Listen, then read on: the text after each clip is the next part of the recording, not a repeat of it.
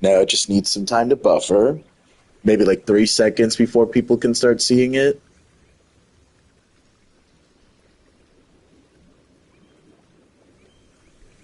Alright, I can see it in studio.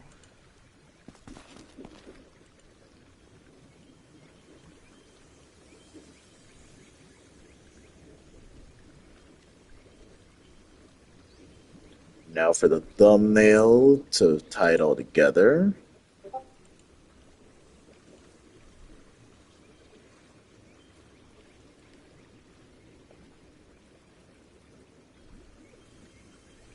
Now I just need that to save so I can copy the link and then post it on Twitter.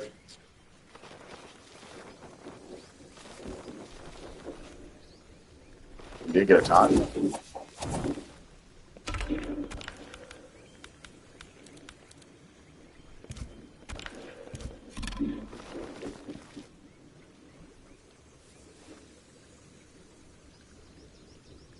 Copy the link.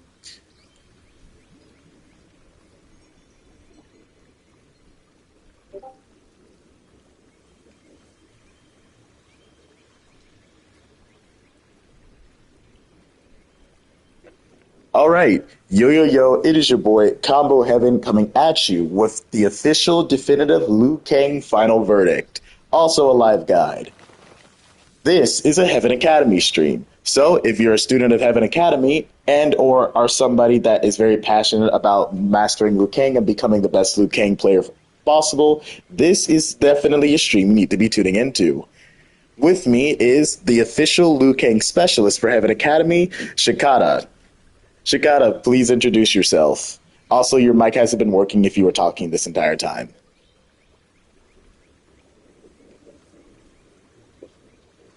Any second now.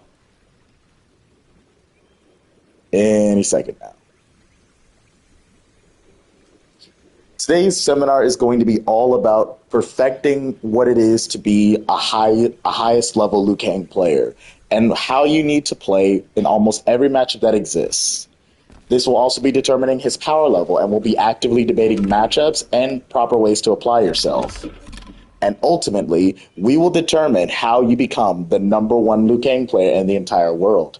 And also, there will be a special guest appearance near the tail end of this live stream, so make sure you watch until the end.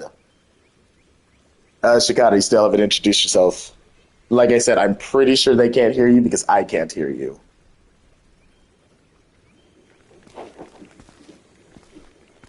Don't worry, guys, he'll be here. Maybe he just went to use the restroom or something because he's not moving.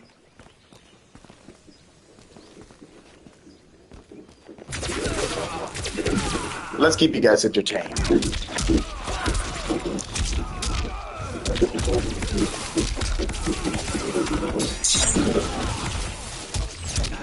Whoops.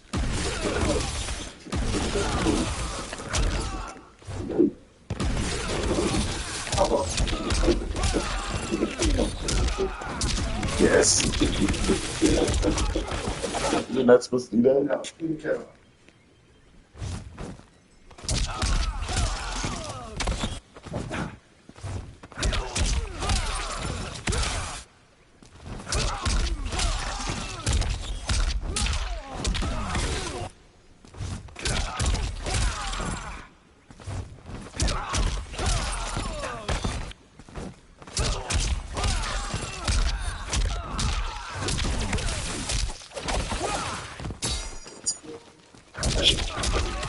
Shikata, what's the issue? It's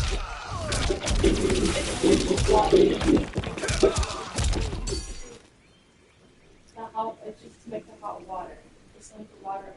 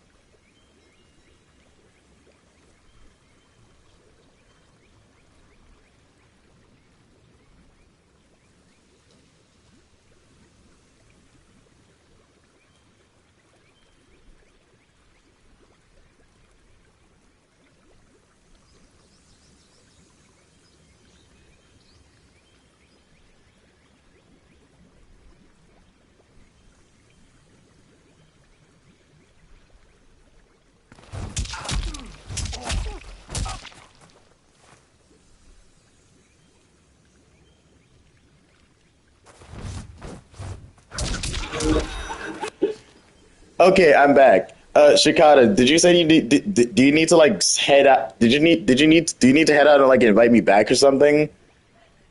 Let's try that, guys. I'm gonna invite him to another online practice session. I think. I don't think so. Something was. Why am I stuttering today? Something wasn't working. Mia, would you mind rinsing it for me, actually? I knew you did, but I'm like, there's no fucking way. Yeah. It's washed. I just didn't rinse it out. I'm still live. There are like 40, and there are like 70 people here now.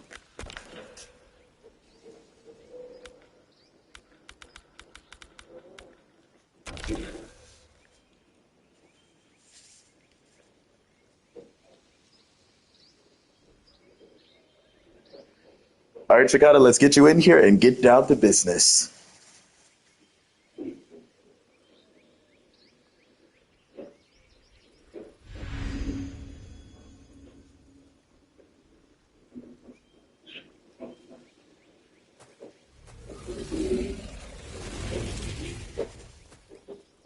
Shikata, please introduce yourself. Liu Kang. Liu Kang. Kung Lao.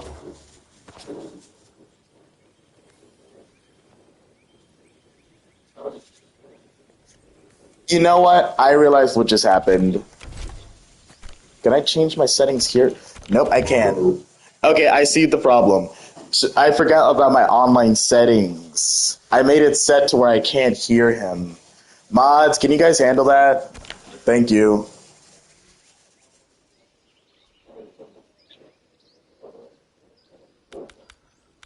Hold on, just need to change my settings. Yep, this was on. Let me turn this off. Okay, Shikata, there was nothing wrong with your mic. I hope you didn't do anything because it was actually me. My settings were bad. I forgot I set it to where people can't hear me online normally. So, Shikata, if you're still here, there was nothing wrong with your thing. It was my settings. So I just altered the settings. So now everybody should be able to hear you. Okay, should be. Yep, I can hear you. Okay, thank All right, God. guys. Sorry for about 5 minutes of input delay, but now we're actually back on schedule. Liu Kang. Welcome to Liu the final Kang. verdict. Kung Lao. Stryker. Okay, Oh, you know what? We'll do this in Wushi Academy. Wuxi Academy. yeah, Wishi Candy, that's perfect. Okay, let me introduce myself real quick. I'm Oh, Shikada. I actually do think you should turn up your mic. Yeah, okay, I'm just trying to get it closer. Okay, is it like better now? As high as you can. Don't be afraid to ear rape.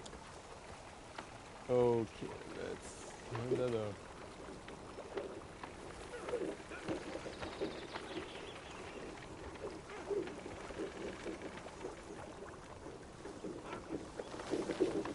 Okay,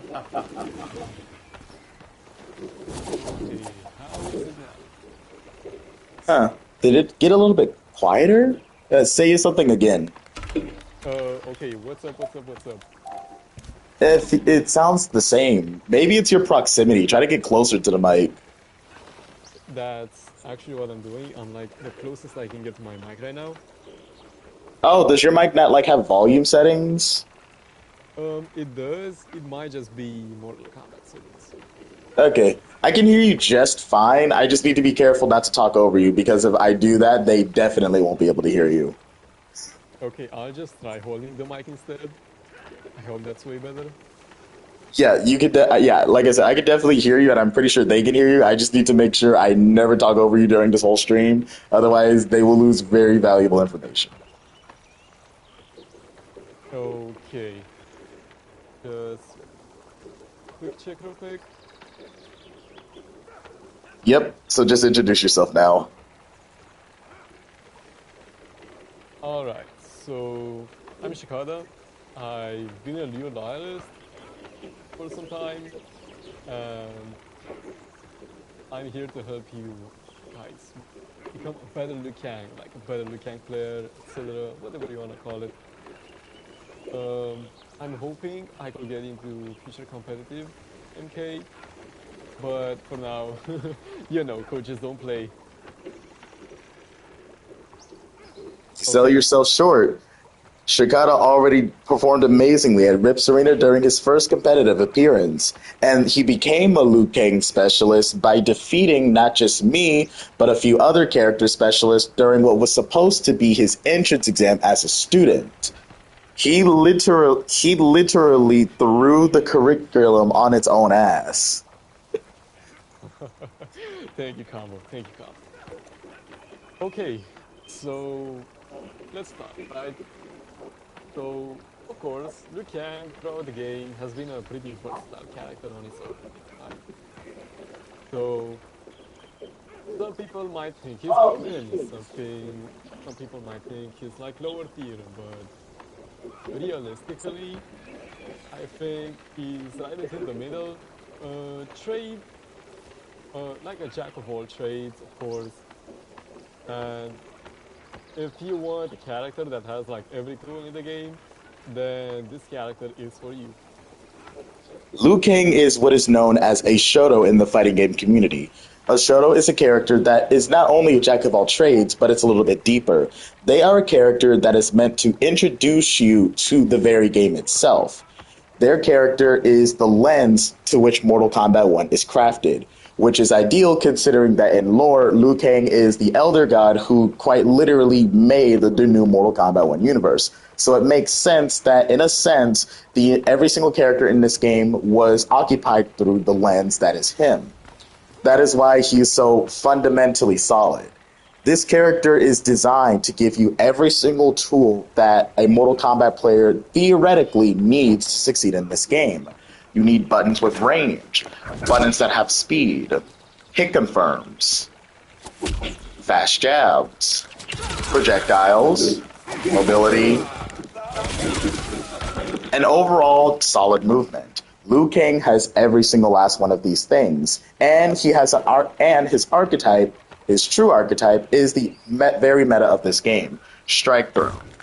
One of the greatest things about this game is how many characters are able to get combos off their throws, and Liu Kang is the absolute best character at doing this. In fact, most of the characters he gets throw combos out of are completely unorthodox. You'll find that Liu Kang is the only character in the game that can get a throw combo with WoW Kameo, I think. I think I'm willing to bet money on that, but if somebody finds something with Geras, then I'll go ahead and just commit Ashinuke. But no, Liu Kang is a strike throw character. And what Liu Kang ultimately wants to do is to get in your face and enforce mid, or this mid, or this auto shimmy, or grab you. So he wants to overwhelm you with 3 different ways of opening you up that don't involve high-level mix, and then just throws that grab in there. And then you just rinse and repeat.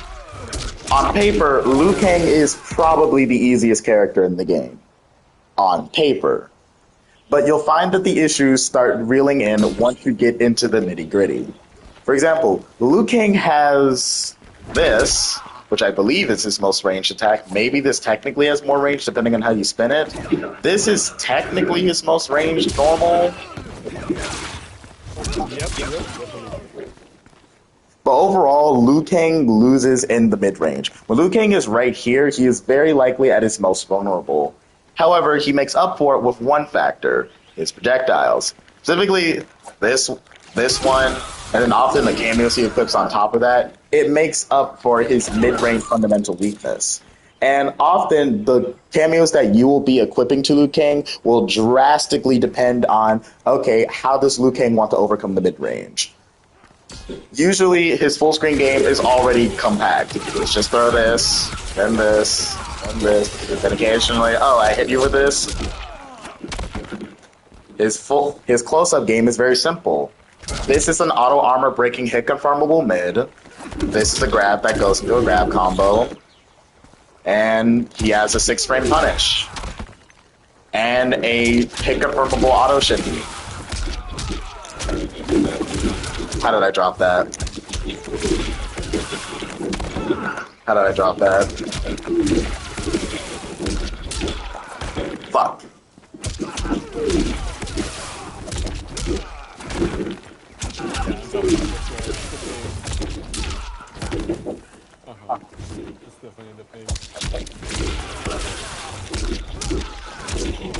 Oh, come on. Now the special just want to come out.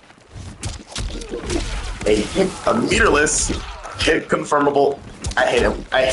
My fucking nails are overgrown, so sometimes when I do combos, the thumb like slips and touches the center of the controller and resets the. I hate it. It's a non-issue in an actual game, but in practice mode it pisses me off. And I do clip my nails, but like there's something wrong with my body. They grow back very fastly. Anyways, Liu Kang's offensive game plan up close and far away are pretty like self-built in. It's very self-sufficient. So the mid-range is where most of the Kameo synergy is going to come into play from a neutral and defensive perspective. So that's where we start talking about cameos, because usually we talk a lot more about the game plan, but Liu Kang's game plan is exactly how I said it. I'm obviously there are some layers that Shikata can explain better than I can, but fundamentally, Liu Kang wants to get in your face, do this. Oh, you got hit by this? Die. That was not optimal, but you get the idea. You block this halfway through, grab. You're breaking my grabs, forward grab. This has Oki, puts you full screen, my projectiles are better than yours, I'm comfortable with this. You let go of block, you just got comboed. That actually would have comboed you. A lot of people don't know this, but the startup of this has a hit of armor. This is meant to be used as a counter zone tool. If timed properly.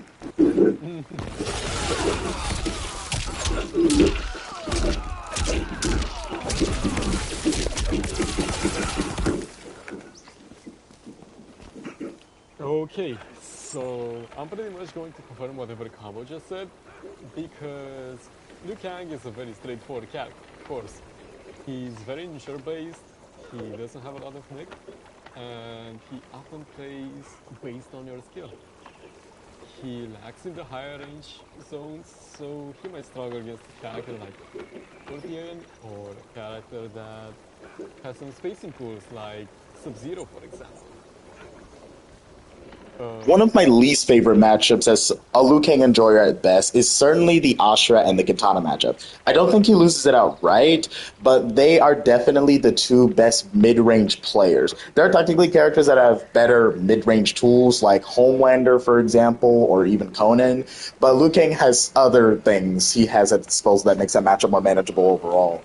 Actually, no, I take that back with the Homelander matchup. I don't know that enough.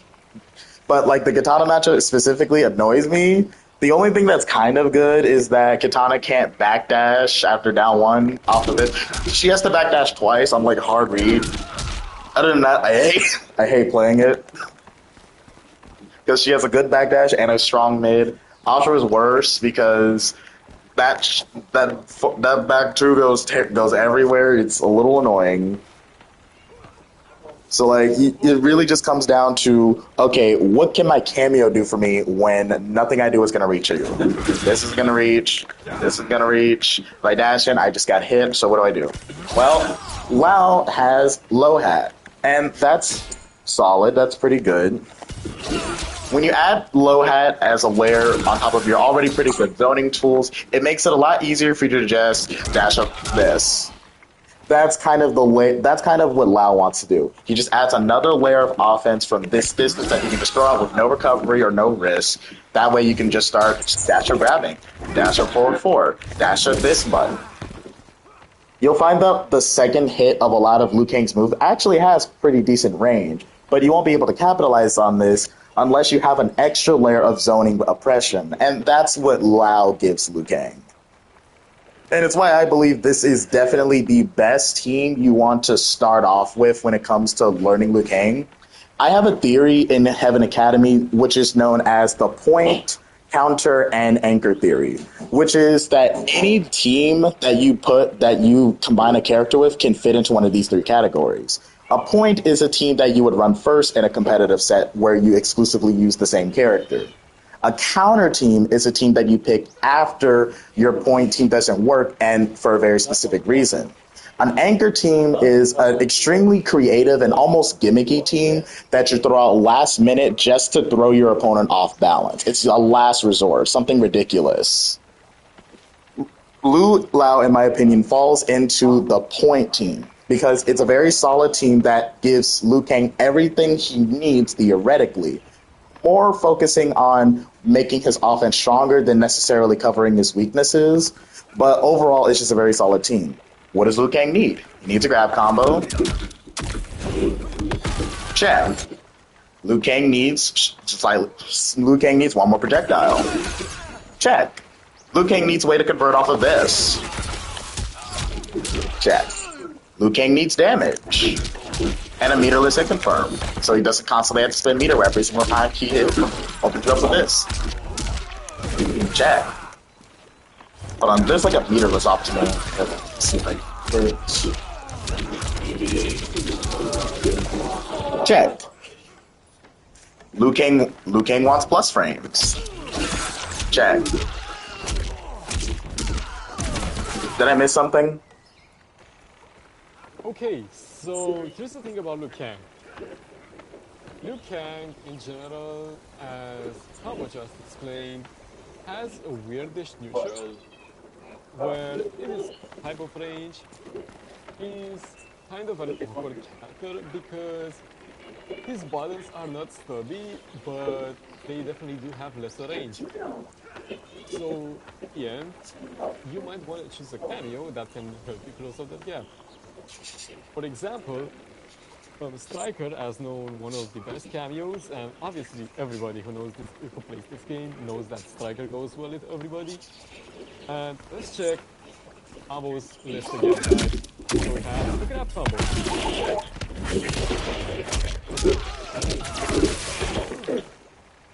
Then we have meterless damage.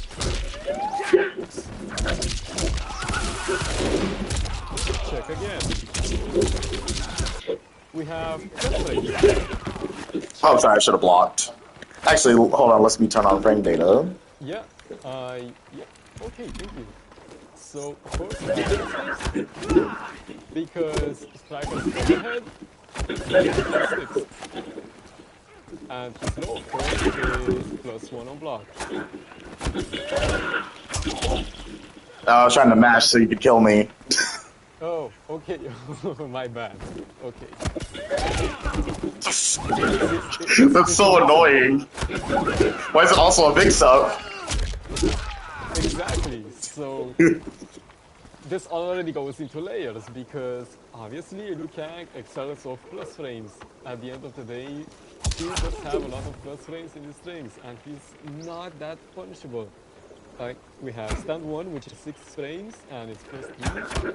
Stand 1, 2, which is 0 on block, which means that it's still my turn and I get poke. Yep. In fact, because of Liu Kang having a 6-frame jab, that neutral can have weird contesting. Not to mention Liu Kang's instant. Well, actually, I want to know how you feel about Liu Kang's backdash and his forward dash, because his wave dash forward movement is pretty good if you know what you're doing. I obviously don't. Even that was a little flimsy. I think you got the wave dash, but I think you got the wave dash down better. I personally think Liu Kang doesn't even need dash cancels because they actually make him way worse. And I want to prove you that because it's just stupid. Okay, so let's have a little example over here. I want you to block, right? Alright. So I'm gonna do stand 2-2, and then I want you to poke me after. Right? Alright. So I'm gonna do this, then I'm gonna try to dash cancel away. So you see, in this situation, when Liu Kang usually tries to go for a plus frames, then he's trying to whiff punish or poke, right? Because you see, I'm in the zone where in this range, I can whiff punish. Because you see the range of my mid, right? But if I try to do that constantly, I get poked out. So that's exactly what would happen if he had like let's say he had a fireball cancel or something. Yeah. So honestly, with how fast back 2 is, you could probably get away with just doing that. Because if you block this, technically my mid comes out in 7 frames. It does, but it's all about the netcode, right? So mostly online after the stand 2-2, the most Ooh, you would that's get, disgusting. the most you would get is a sweep trade or a poke in. So I just want you to go down one real quick. See, that still countered me. I'm doing it on the first frame. It's very weird because of the game's netcode, and a lot of people can argue on that. So, bang. See, it's like a small-ish mind game. So you're either gonna block or you're either gonna poke. Oh, there's the extension. Now, I actually forgot the frame data on this one. It's like, what, It's -4? -4, yeah, but it doesn't have a gap. So it's purely made for the people who try to poke afterwards. So this basically conditions you to blocking because you see the last attack in the string is so fast and it's technically not reactive, right? So that's basically gonna condition you to block and I get Yep, and then when you add the layers of strikers, mix up plus frame bombs, like I don't know why they made that a mix up. That doesn't make any goddamn sense. yeah, so eventually this happens. Dude. But then now you're waiting for the striker attack. And the striker attack obviously has a gap in it. But then I can cover my gap with this attack. Yep. Okay. Now, the way Liu Kang does this with Lao is a little different. See, low hat is also a 24 frame thing low that comes out. So there's a gap in this. I think there's a gap in this, actually. Oh, what's the cancel advantage? Okay, yeah. Good. So this is an interesting one. Okay, let me explain. So, stand is more of a tool you want to use after a knockdown. And here's why. If you might recall to the older games, Liu Kang players generally used to throw out overheads after normal knockdowns, right? Why is that? Because, well, it's a good melee, it also hits unexpectedly. So, for example, if I end my combo early for Oh yeah, and that's +5. You can literally dash out forward. okay, so the thing about it is that stand 3-2 has a lot of active frames, right? So, situation where I will hit my overhead. Can you stop moving for a second? Just got to pick up. Oh, got it. So let's say that I hit my overhead, right? I'm mixing up. Ooh. I get a knockdown, right? So look, I can get this up to +7. So does that mean that that was Oh, +7. that's dangerous. So you can get this +7. Yeah, that's almost it. Okay, so honestly said, this doesn't really have a purpose mid-screen unless you just want to continue your pressure. Because realistically, this doesn't allow any grab mix-ups, only further pressure. I always just thought it was a way of, okay, I used way too much Stryker or I used way too much Lao. Let me just start throwing strings where where it's technically always my turn until I can grab you again. That's how I've always saw that. Okay, so there is another thing about this. You may know that Liu Kang has only 2 punishable strings, or maybe 3 if you want to go in the back 3. He obviously has this attack, which I... If it's -6, I don't understand why it's duckable. They might as well. If it were -1, I could see what it's duckable, but -6 is like, nah, they can make it out of it straight. It also has a gap for some reason, which I do not understand. Yep, I literally just always walked it. So so annoying. But I mean, flawless walking doesn't really do anything unless it changes the frame data, and the game doesn't know how to make up its mind if that's how they want to make that work. Could you do it to me real quick? Oh yeah, duck. See, like that. Because you see, the last hit has one more active frame, and we all know that we can rise. So automatically, my block basically registers as blocking your attack on the last frame. Okay, what they wanted to add up that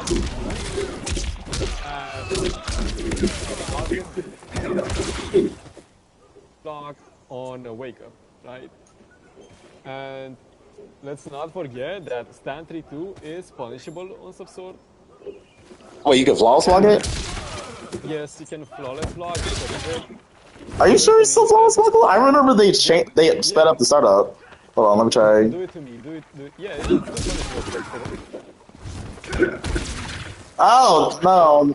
Well, that's a generous punishable. That's like you have to lab that. -8 after flawless blocking, and the flawless block window got way shorter. I'm pretty sure if they made the overhead just one frame faster, they would no longer have a gap. Like I generally thought the gap was removed.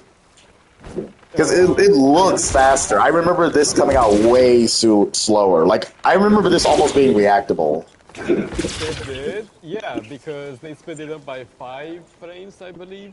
Yeah, I'm pretty sure if they sped it up by 6, the gap would be gone. Like, it did not have an armor gap, it's just a flawless block gap.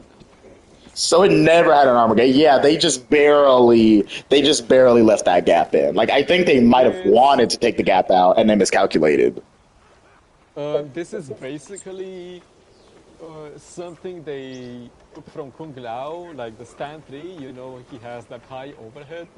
It's just that it's a little bit slower, right, and it doesn't armor break. Okay, look, would you like to try flawless blocking this real quick? Yes.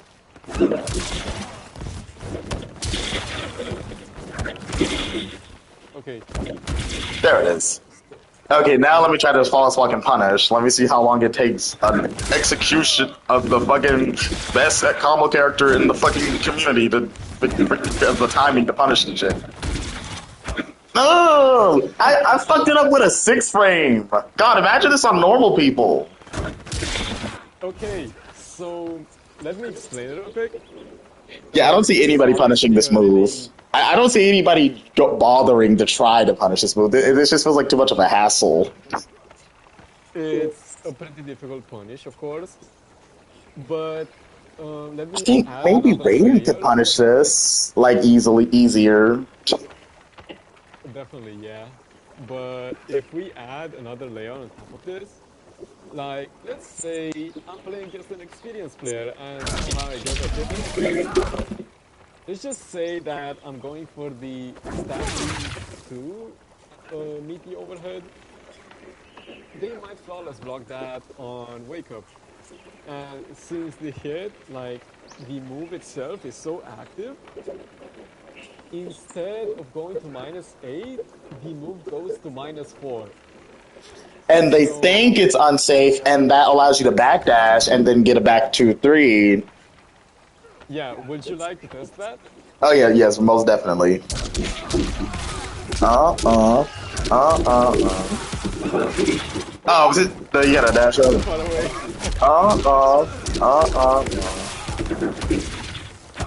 That's -7. -7? Oh, okay, I don't know if you can backdash, but look at the range. I don't think you need to. I think if they try to want to, because I had to dash up to do the 1-2. So if I just try, I just died. This is because into the special attack is only +32, and I don't have enough time to dash in as Liu Kang's dashes suck, and my overhead is technically 24 frames. So yeah, okay. Now, if we go into the corner and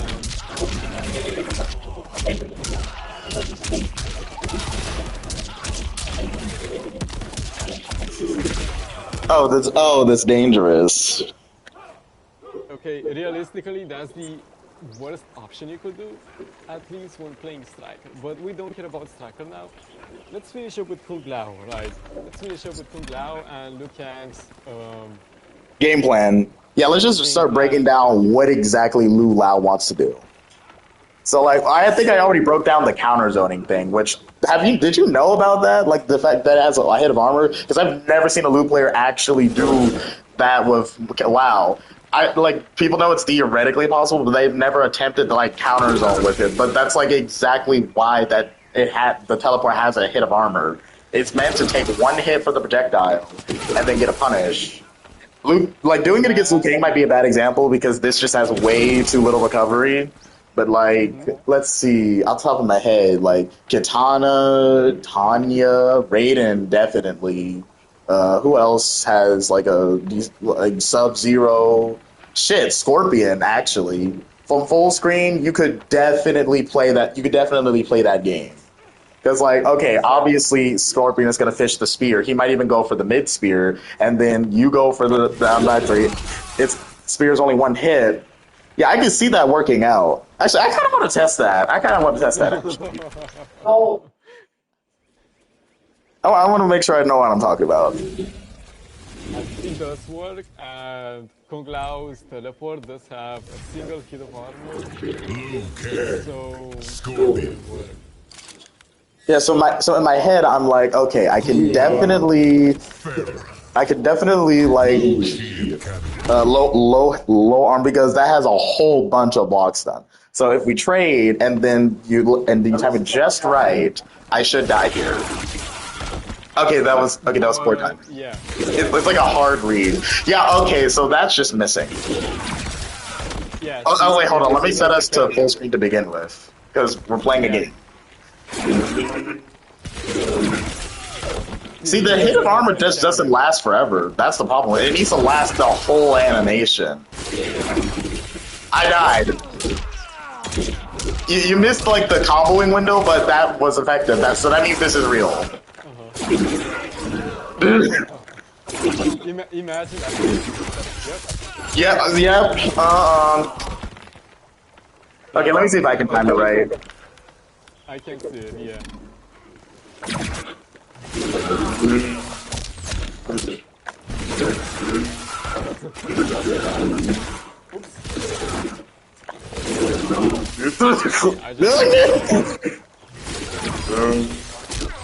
Fuck.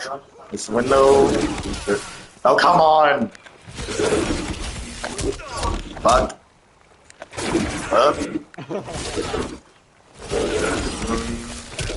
Fuck. Fuck.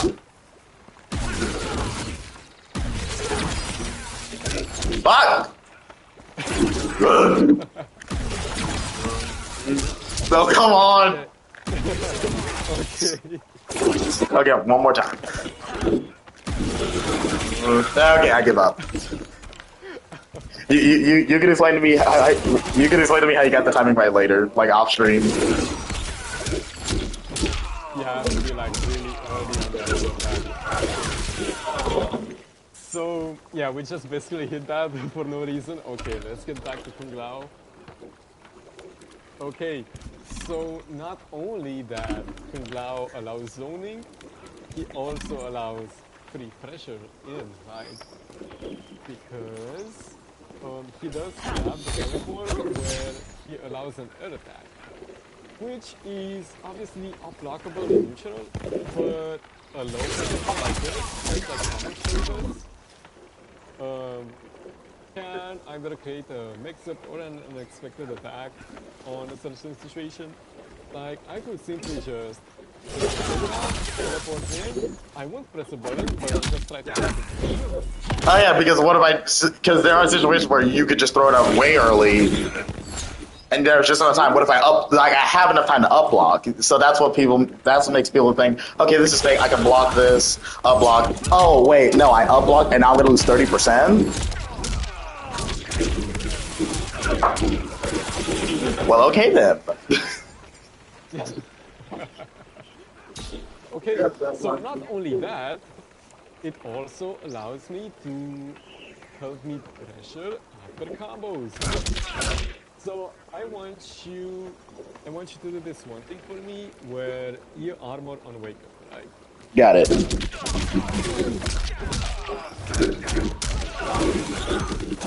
Oh, it didn't even come out. It didn't even come out. I think you reversed my inputs.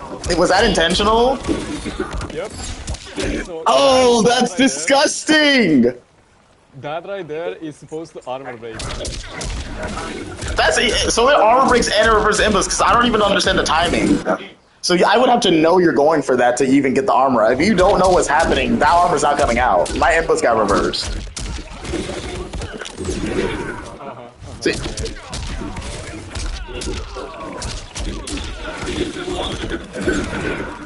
Coming out, it's a big timing though, so I wouldn't do that. You can do the jump in late because you have a 6-frame jab. Like, you have time to take your time with the jump in, because 6-frame jab. That makes your safe jumps easier. See, yeah, that happens. But no, the reversing inputs alone makes this worth it, because genuinely, I literally just fucked it up. See, it's so hard to do, but I can basically armor. Yeah, and also, you have forward 4. You really don't need to safe jump it. That's just flexing. I mean, it's really hard for Liu Kang to 4-4 Scorpion specifically, which is why he kind of hates this matchup. But it's technically possible. Like, on paper, it can be done in practice mode. Oh, you timed it perfectly. My ambus got reversed. And then because of the buffs to 1-2-1, even if you don't have any Lao left, you can still get a whole conversion by yourself.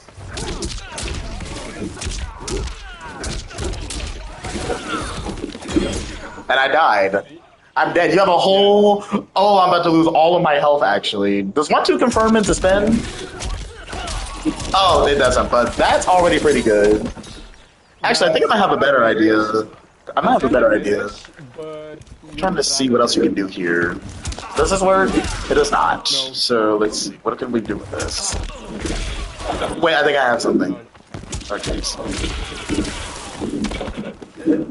That will not work. Yeah. Fuck. Maybe if I could reach. Maybe if you could reach in time. That's so disappointing. So your only option here is to get the silver. Which is not a bad idea, because that's hard to blockable. Well, the thing is, with the amount of Lao you'll have at the... Well, actually, no. I think Lao's recharge rate is disgusting. You might actually get the whole Lao back in time. So let's actually play the whole sequence back. So, like, the whole sequence. That's gonna be pretty difficult on its own. Yes. But, okay, let's just say that I already teleported, and now I'm getting...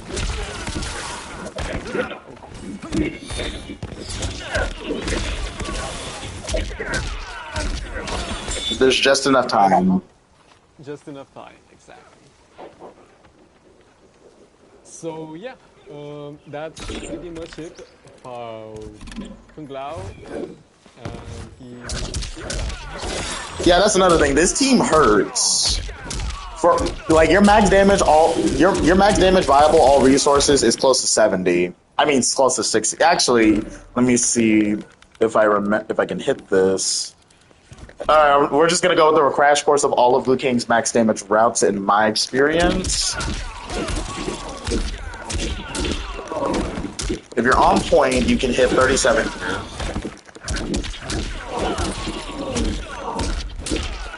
This is the easy version.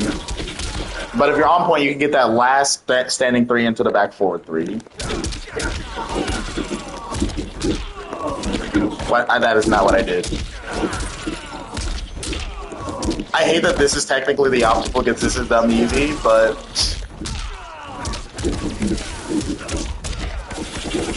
That is the optimal. I hate it that it's the optimal because this is the easiest work. This is like so easy. Like I wish this did more damage because...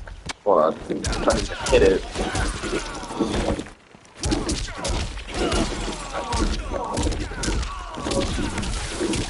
I wish this did more damage because this just is way more satisfying. But I'm literally sacrificing a whole chunk, like lose out so much, like going through that round. And I tried to do this, and it makes it a little better, but same issue overall.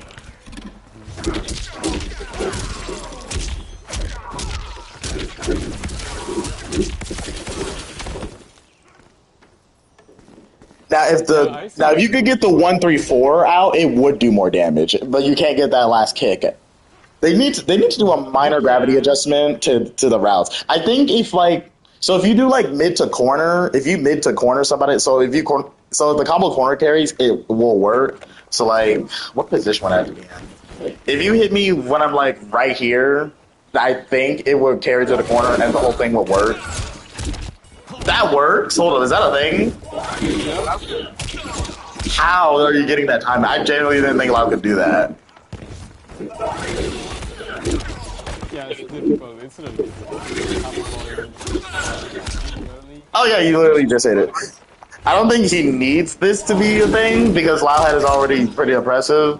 But like, yeah, I just didn't even know that was possible here. No, that doesn't connect. It's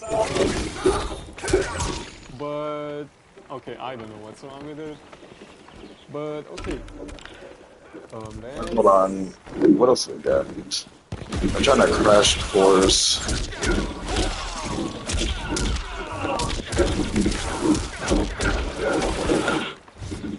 The circumstances to hit this are iffy,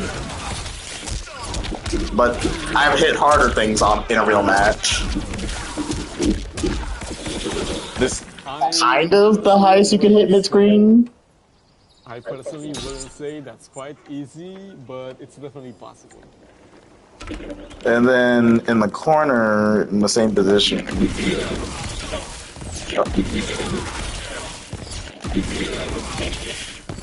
I don't know why my jump kick won't come out. There it is.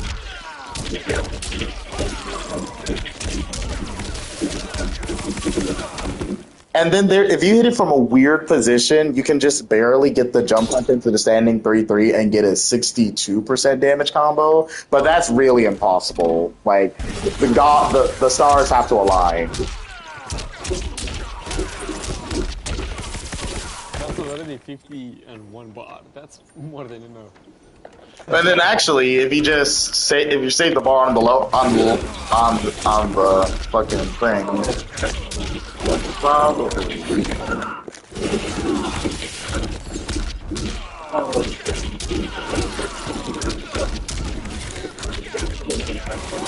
Oh, now you get less. Not really, you could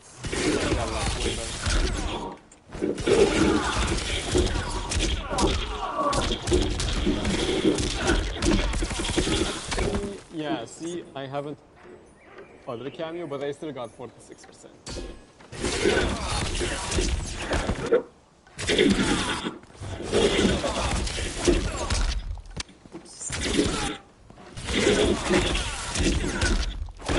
I'm trying to get a version in.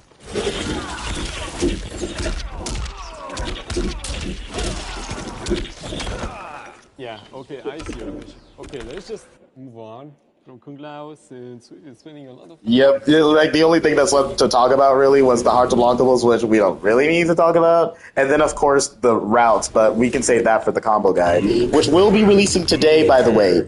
Keep your notifications on. The Liu Kang combo guide will be releasing tonight, I believe.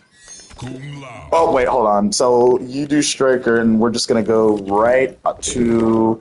Do you want to do Chameleon next, or do you want to talk about Motaro next? I think we could talk about both Sektor. Yeah, but we didn't fully finish Stryker yet. Like we started Stryker, then we stopped halfway through to finish Lao. So do you want to add Sektor and then finish Stryker, or do you just want to put a pin in Stryker and focus on Sektor and Motaro? Shaq? Guys, I think he stepped out for a minute. Just give him a second.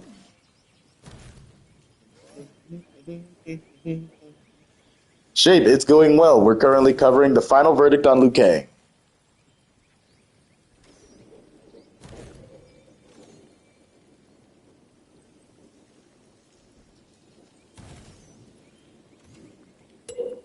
Sektor. Oh, what just happened?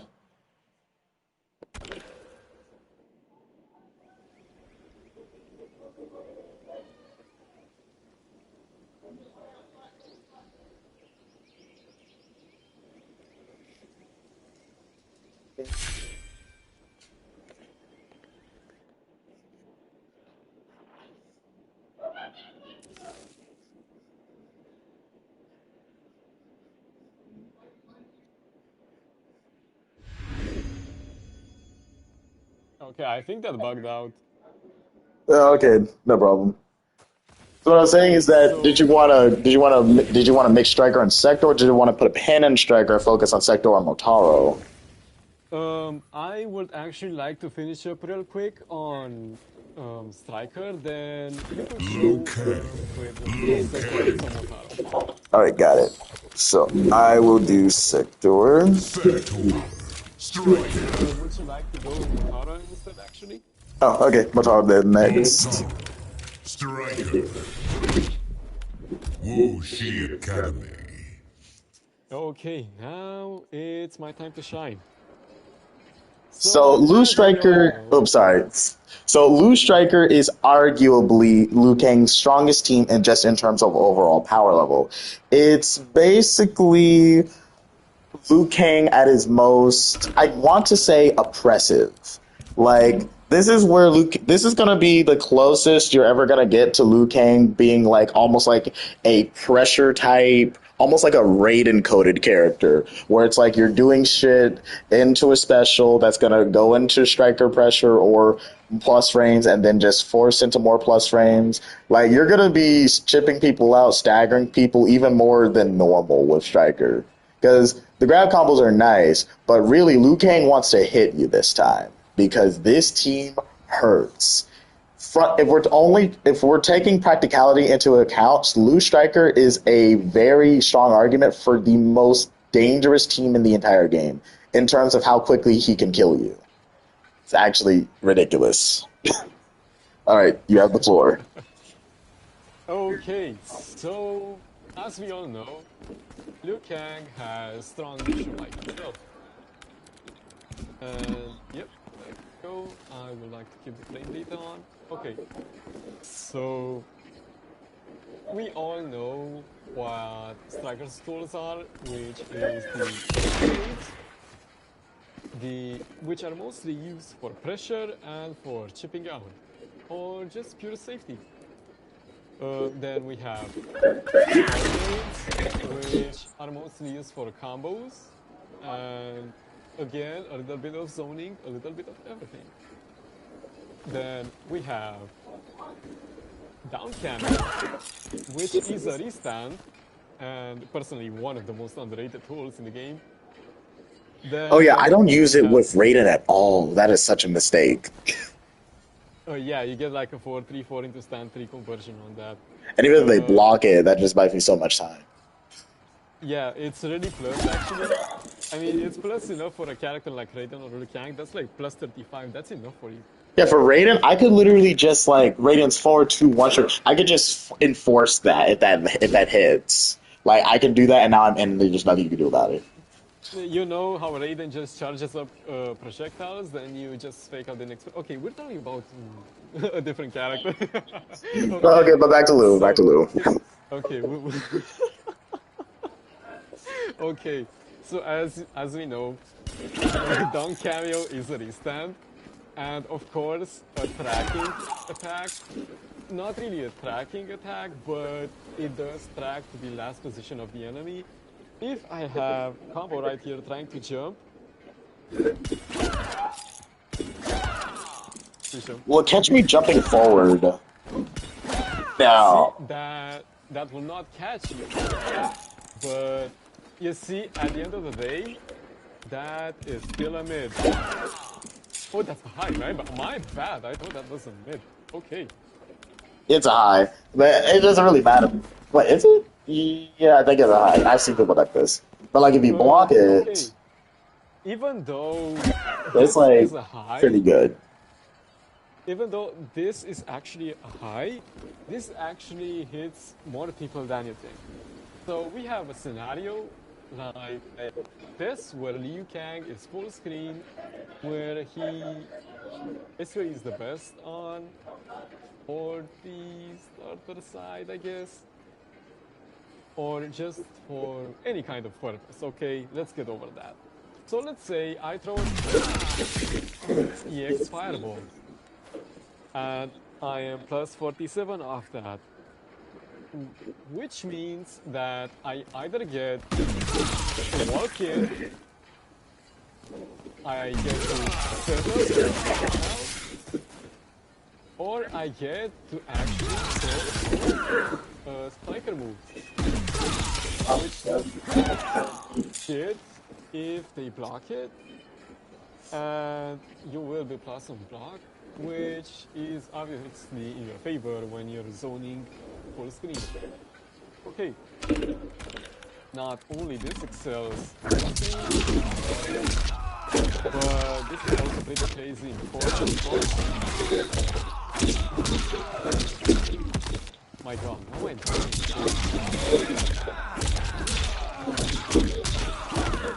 Okay. It does require certain setups, but it's pretty worth it on its own. So you see, a restart in this game usually allows for a nice follow-up as my plus attacks, my auto shield, for example, my stand to 2, which is plus 3, or I might just choose my hold 4 and grab.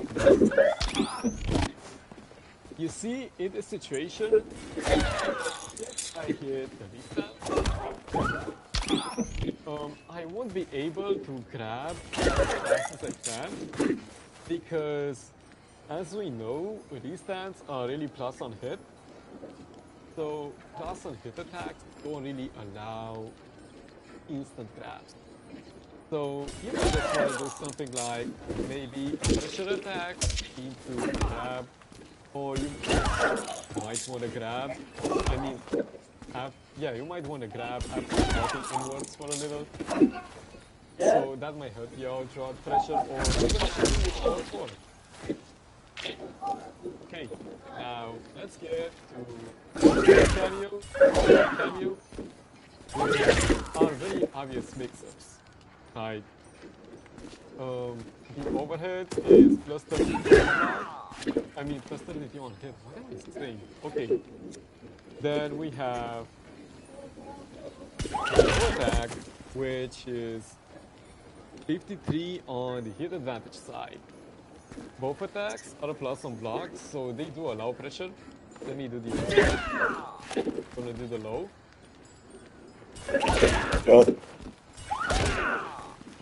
Which the low does vary on the plus range based on your range. So if I'm in this position right here, I might get my low to be plus 3 instead of the usual up close plus 1. So that can be a nice spacing tool, but I wouldn't really recommend using that in neutral. Okay, what can we use for more pressure? Let's say that maybe you don't want to mix people up. You just want to use your plus frames, use whatever you can, and just continue your pressure as you could follow in any case scenario. Okay, as you know, 3-4 as the follow-up with the last state of 23 frames, which is -4, but it's punishable with flawless block. Yep. Punished. But now that we have Stryker and we have close grenades, which is a close attack, we could eventually close out the punishable gap, and we get a stick attack, or I don't know, something that could allow you to put pressure. Because you see, how do I get? Stryker in, I could eventually just or I could go for a poke, I could go for an attack, or I could just try to shimmy you in some other way. But here's the issue about this. The enemy character could eventually just armor down.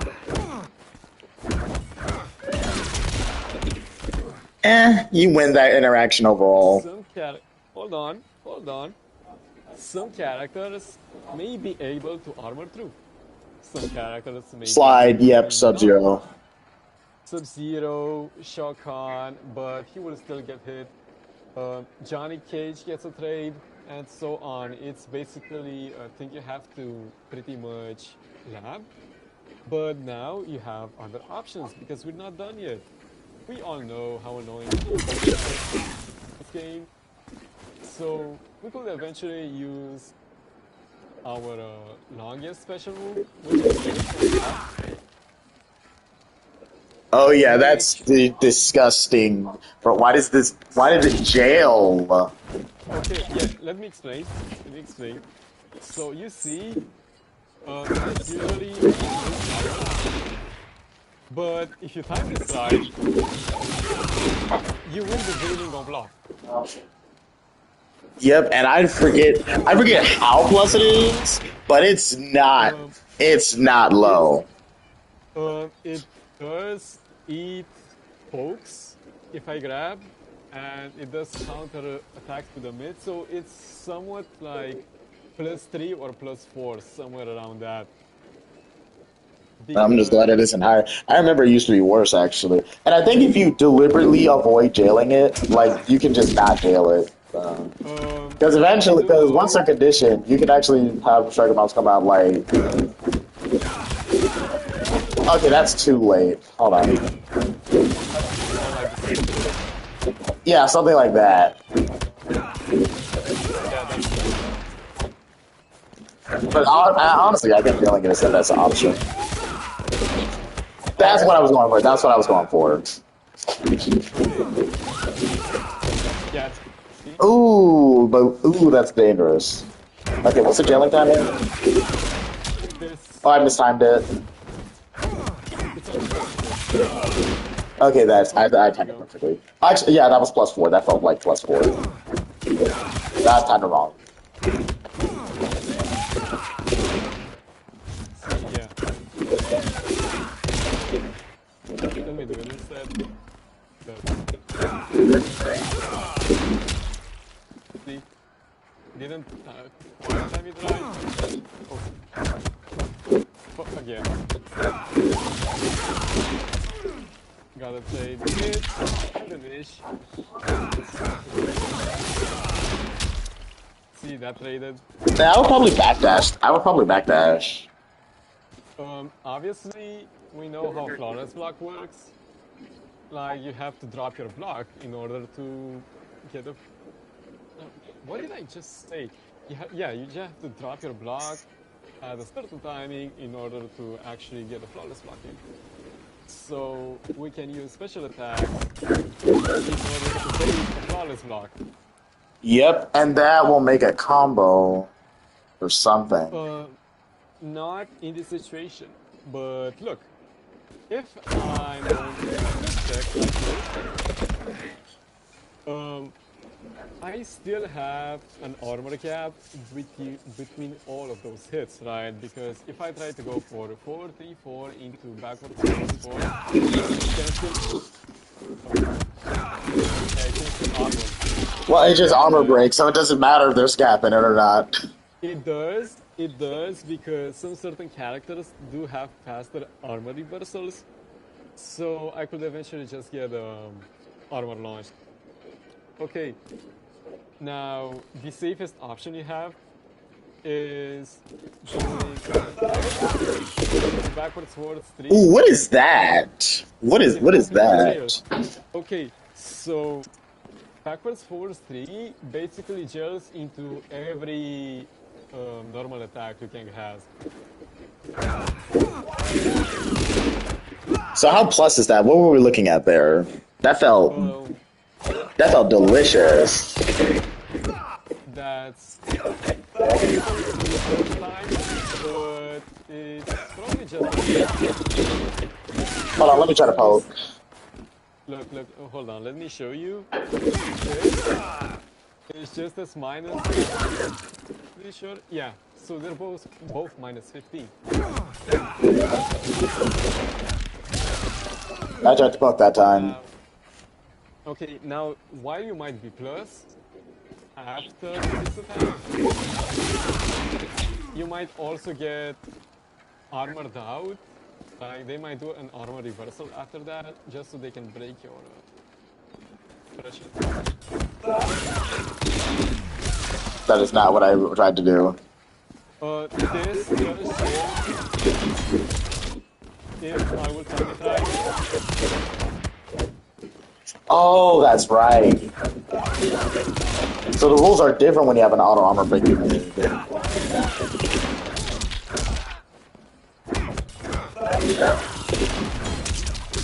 Yeah, if you time that perfectly, you win. Yep, and I'm dead. It's not only that, it's because 4 is 12 frames, right? But if I do backwards 2, that fully jails on block.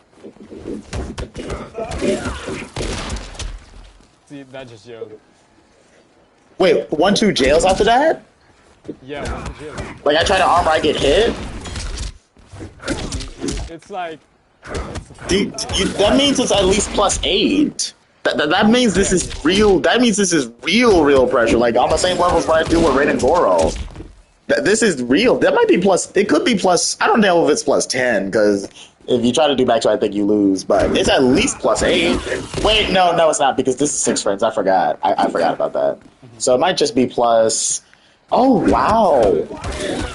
I'm just thinking now so many ways Liu Kang breaks the rules. Just having a 6 frame jab means he could be a pressure character way easier than most. I'm just thinking about it now. The overhead jails into Liu Kang's 1-2. You actually can't do anything about that. This obviously should also jail technically too, but it's a little bit more difficult, as we know. But obviously, let's go back and we're going back to the same setup where I ask you to block again. Got it. While I got counter hit, I was close enough for an attack, but I just wanted to dash in and grab. Oh, okay. I grab.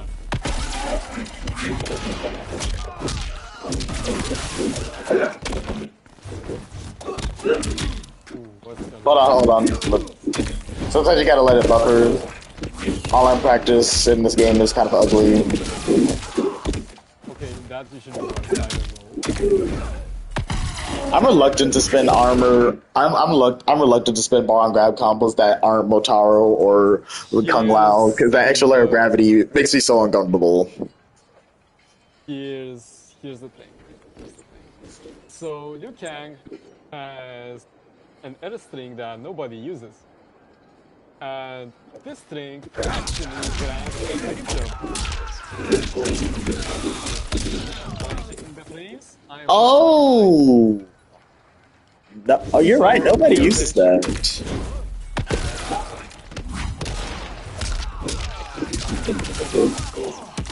Yeah, we can get that to hit. If I get the timing right, which is pretty hard, of course, actually, I can get it like... Honestly, online practice mode has 4 additional frames of input delay, so everything is a little bit off. When we have 4 additional frames, then we have like 2 additional frames. Yeah, that's dash. So that's automatically... Okay, now, how do you apply this in a combo? Right, let's talk Stryker again.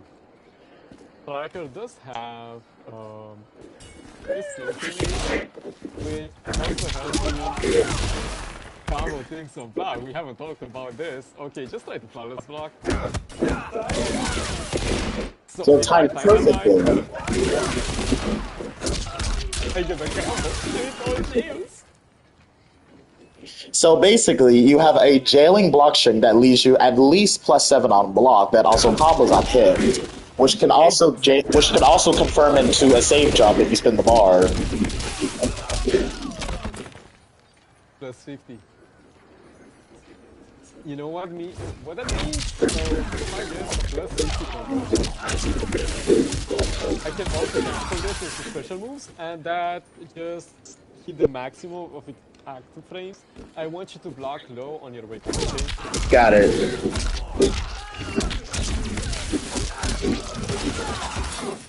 Oh! What is that? What is that? Wait. Check this out. Okay, block and pick up again.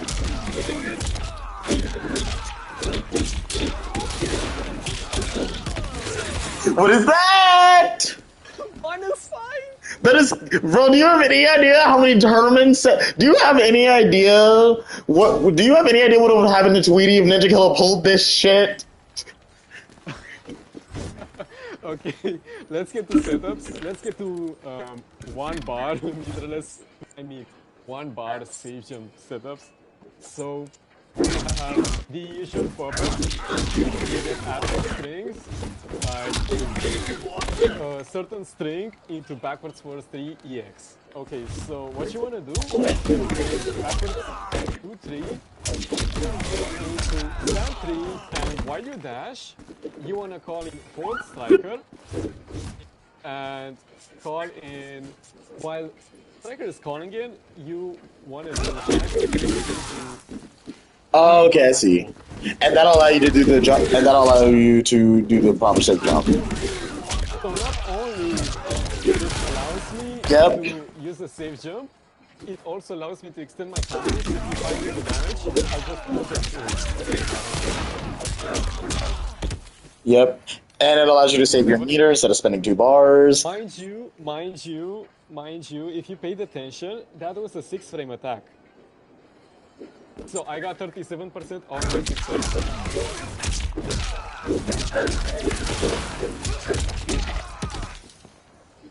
That's disgusting. Now, And if you're on point, you're getting those air fireballs for about 45%. yeah, if you're in the corner, you're getting it.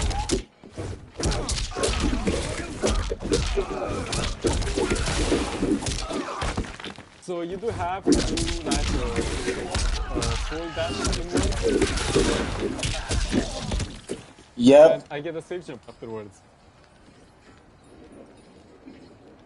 So, yeah. That is so That's- disgusting. Okay, now let's get into the corner combos and corner pressure because we haven't talked about corner pressure, my guy. We had so much coming up. Okay, so we all know that. Hold on, let me when just set a we- specific corner. Thank you. Okay.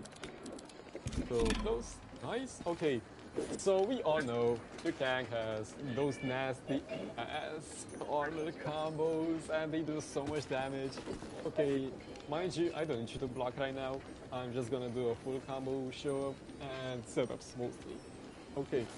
So as we all know, we got this.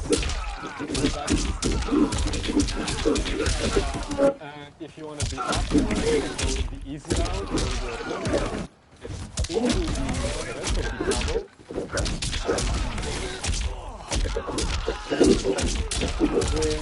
It's a little bit more damage, but if you want to be really optimal, you can go into backwards 2.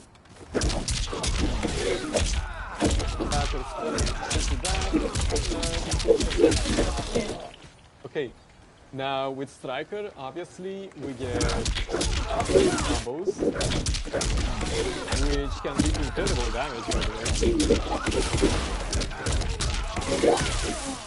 That's 46 with 1 bar. But if I spend the second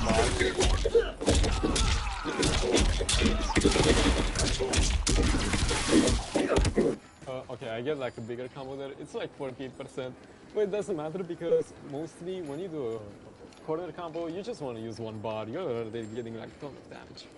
Okay, so now that we have both of this, the close grenades and the far grenades, that means that I can launch my opponent higher. So depending on my choice right now, I can either go for big damage or for a safe jump setup. For example, I can go into backwards 2, backwards 2, 3, 3, 3, 3, backwards 2, 3, corner striker, right? Then I get to jump in and I get the entire combo. I get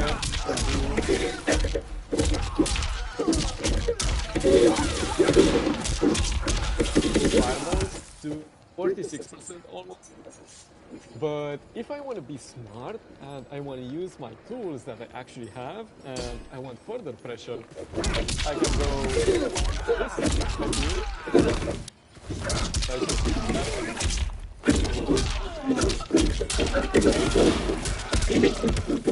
That's a full safe jump.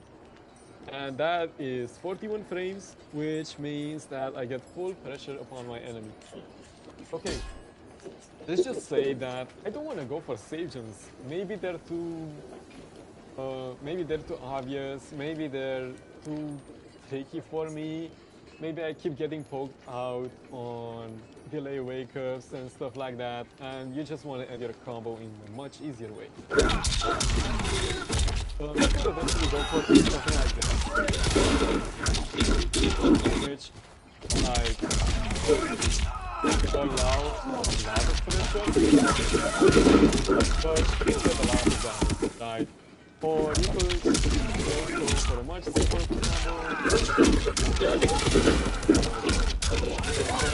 and you're still doing 46%. Mind you, backwards force 3 and the end of the combo, my combo ender is like extremely important right now. That right there is plus 21 frames. Now, if I... Oh my god, a voice crack. Okay, now, if I don't want to use Stryker on top of everything that I have, I could eventually my combo is backwards force 4 in this situation is currently plus 25 frames on my hit advantage. That means that I get to follow up with pressure. So, what would somebody do after hitting backwards forwards 4? And mind you, combo, I want you to armor on wake up, right? Got it. That armor breaks. Okay. Now everybody that has played against Liu Kang already knows that most knockdowns allow you to break somebody's armor, and further on allows you to get greater pressure into making your opponent not armor on wake up. So what does that allow me to do?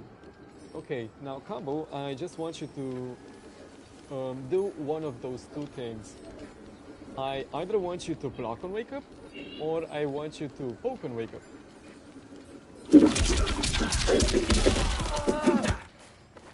Okay, so you see my stand 1-2 is like hitting frame perfect as a meaty. A meaty pretty much means a hit that hits on somebody's wake up. And you see I'm 0 on block, so that's automatically a really good trait for me. Now, I could eventually hit confirm. So you see, I might go for the first inning. Are you teaching them about Are you teaching them an OS? Yes, that's a full OS. Okay, look. So I want you to do a poke on wake up, right? Got it. Died. So this right here is a full confirmable OS, hit confirmable OS. So I'm just gonna do stand 1-2-1 on my Oki every single time, and I'll just show you how easy it is to confirm. And I just want you to mix up blocking and poking for something that is not armored. That does hit as a meaty, but that is not confirmable. So when they wake up, it's not a question. You're not necessarily giving up your turn on if the instance is that they delay wake up, And they kind of in your block. favor, you're not gonna hit confirm the last hit if they delay wake up because that's technically inhuman and impossible. So unless you're like incredibly smart or something, you're just gonna do 1-1 into Stryker and that's automatically gonna combo, but you don't want to waste on that because So they might just instead, you would take your chances with back forward 3 and do a late striker. Exactly. So here's the thing. Here's the thing. If I react to the delay wake up, I can cancel to a Kameo attack and then plus And that's going to jail into a 1-2 anyway. one toward grab because the grab eats the poke.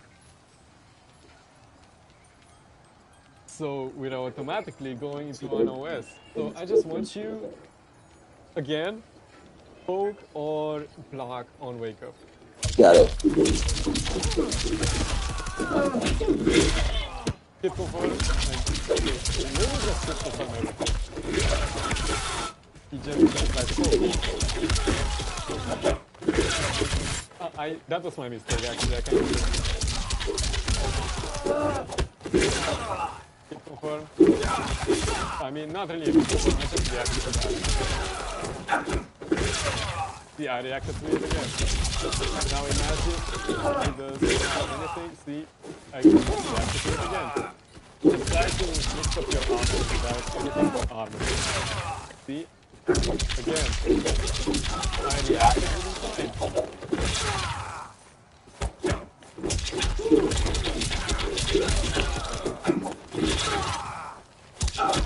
Yeah, I'm not gonna use the micro of course. But oh yeah, okay, you wanna try Oh, it does, it does.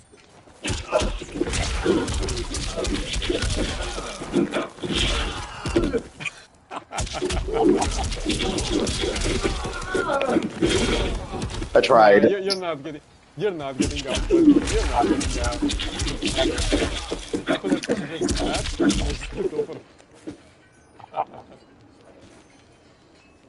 Okay, now we're done with the OS. Everybody pretty much got the idea of what I'm trying to show. Now, let's say that you don't want to go for the OS because it might be a little readable, right? So, previously, in the last patch, the gang got buffed and we all headed as we just talked about it. So, mind you, combo, again, I want you to block on wake up. Got it. So, certainly close enough to my opponent, I might get blocked or even armored. But we're gonna take armor out of the question because we're trying to go for a full pressure tool. In this situation, I could get hit, or I could get hit. So I can poke, and I can like pass backwards, and then I can go for my overhead. My overhead touch range, and then plus afterwards, so that allows me to get either further pressure in, or I just dash backwards and I'm trying to zone or something like that. Whatever. Oh, And that's plus 7. So if you eventually make the read that you're gonna delay wake up, you can backdash that, and most of the times you should be plus 7. and with plus 7, you Now, can do whatever you want.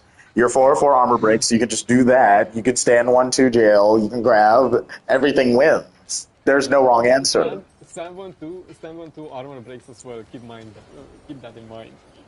So it's never ending pressure.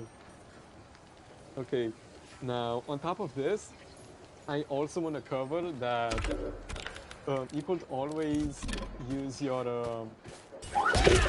summon attack, like your overhead and your low, after doing 4-4. and below is most likely to hit the most, just because whenever people try to flawless block, they can't. So just want you to try to flawless block right here. Got it. See, that happens, but then I can do this. Oh, the flawless block timings are different. Yeah, but then this happens where I just hit the overhead. Just pressure. Okay, so yeah.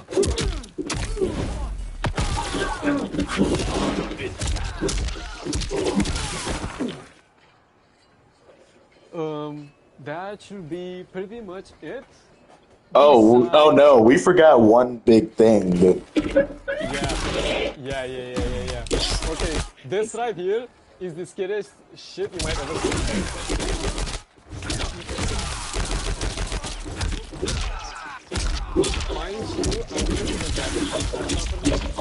And let me be clear, that was not optimal. Let me be clear. That was something easy. That's something anybody watching this video could probably hit within a minute of coaching from me. You would be able to do that to somebody in seconds, with seconds of training.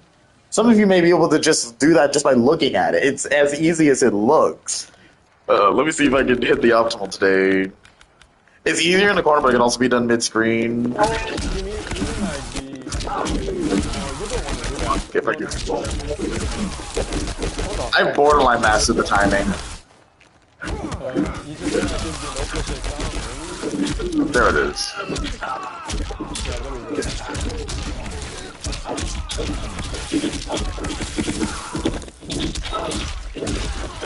Yeah, you could also do something like this. Give me a second.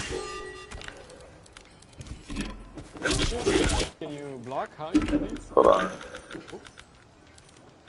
No, I just... Oh, okay. Ugh. Yeah, just block. What?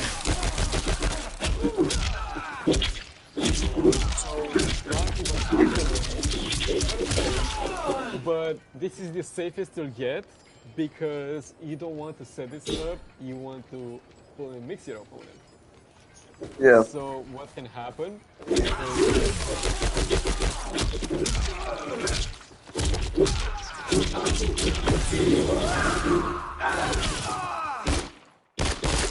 This is for literally no resources. Well, no meter at least. And by the time it is done, you will borderline have a full striker back. You will have at least striker buff back. You have a whole striker to play with. There's nothing that can be done there. And honestly, like this is one of the few teams where you could actually justify spending everything. Like if you hit them from this, they could lose the game right here. If I can hit this today. This is the easiest 70% you'll get in your entire life. I've actually already hit this in a real match. He was not happy.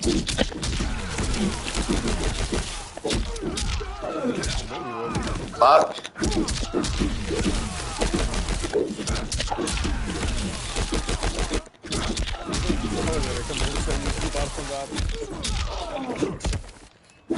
This fucking online practice spell delay.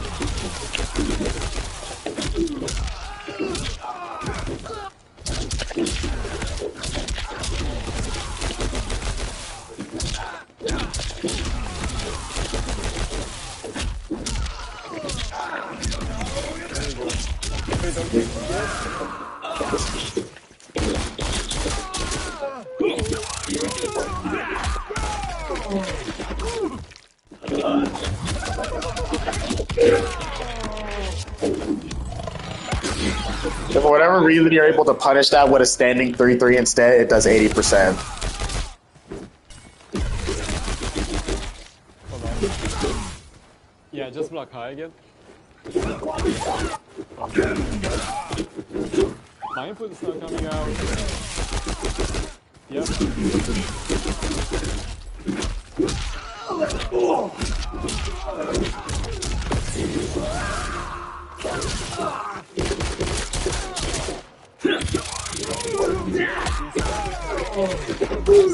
nothing. Then there's just a whole Striker Bomb waiting after a 70% one-bar combo. Ooh, I win. Oh, a whole Striker's left. Time to die. Look this up. Oh, that also does like 30%.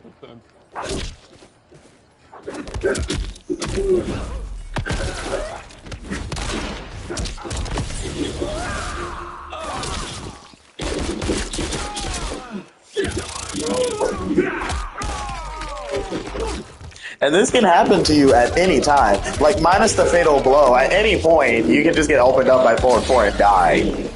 Be humble. 30%. No mash. Let's see. Just to remind you guys, at any point, you could get opened up by this and die. However, it's really hard, but not even half as hard as the stuff you've already showed them. This is effortless in comparison.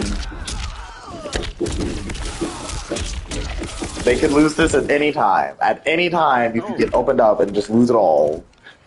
And let's not forget that they have this. Yeah, that's the thing.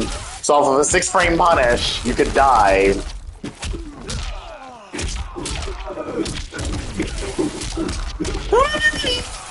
Oh, what's that? 50% for a 6-frame punish? Oh, what's that? I did a string that's supposed to be save on block and I died? Oh well. I had a good run. Oh my god. Okay, one last piece of tech that I want to show you with Stryker is against Sub-Zero, which completely changes how this matchup is played. Okay, so what I want you to do, you know what the ice patty move is, right? You obviously combo heaven, you know. Okay, I just want you to do that on wake up, right? Got it. Oh yeah, I know. Yeah.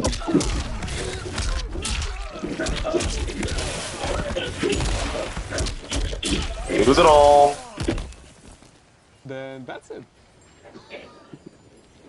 And you just lost an entire cameo. Actually, hold on. Oh, I got another option. Cause so try to go for that again. There's another thing. There's another option that they gave Sub-Zero for some reason. Good.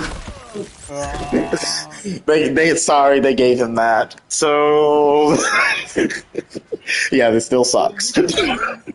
Yeah, Liu Kang's point of view. Actually, I think this shit blows up the fucking OS. Actually, you have to like if it's the first use sub game, I think you have to flawless walk on a hard read on knockdown. So like your OS. My OS does get beaten by armor as well, so it makes sense. Yeah, but I think it just like this move. I think the concept of an invincible wake up in this game is on. They put this into the game way too late, and it's kind of too strong. Like, it's a little bit disgusting, actually. Especially Darius's, because it's barely punishable. You have to play around it. It's absolutely disturbing. I genuinely think this was one of NRS's biggest mistakes. Like, they should not have put this in the game. You have to play around this move. You just have to. And thank God it's on save block, so you just have to block on a hard read. But you can't, like, react to it. Well, maybe you can. Maybe you can't react, but that really needs to be trained. Like, how are you gonna react and still get the OS at the same time? If you look at you can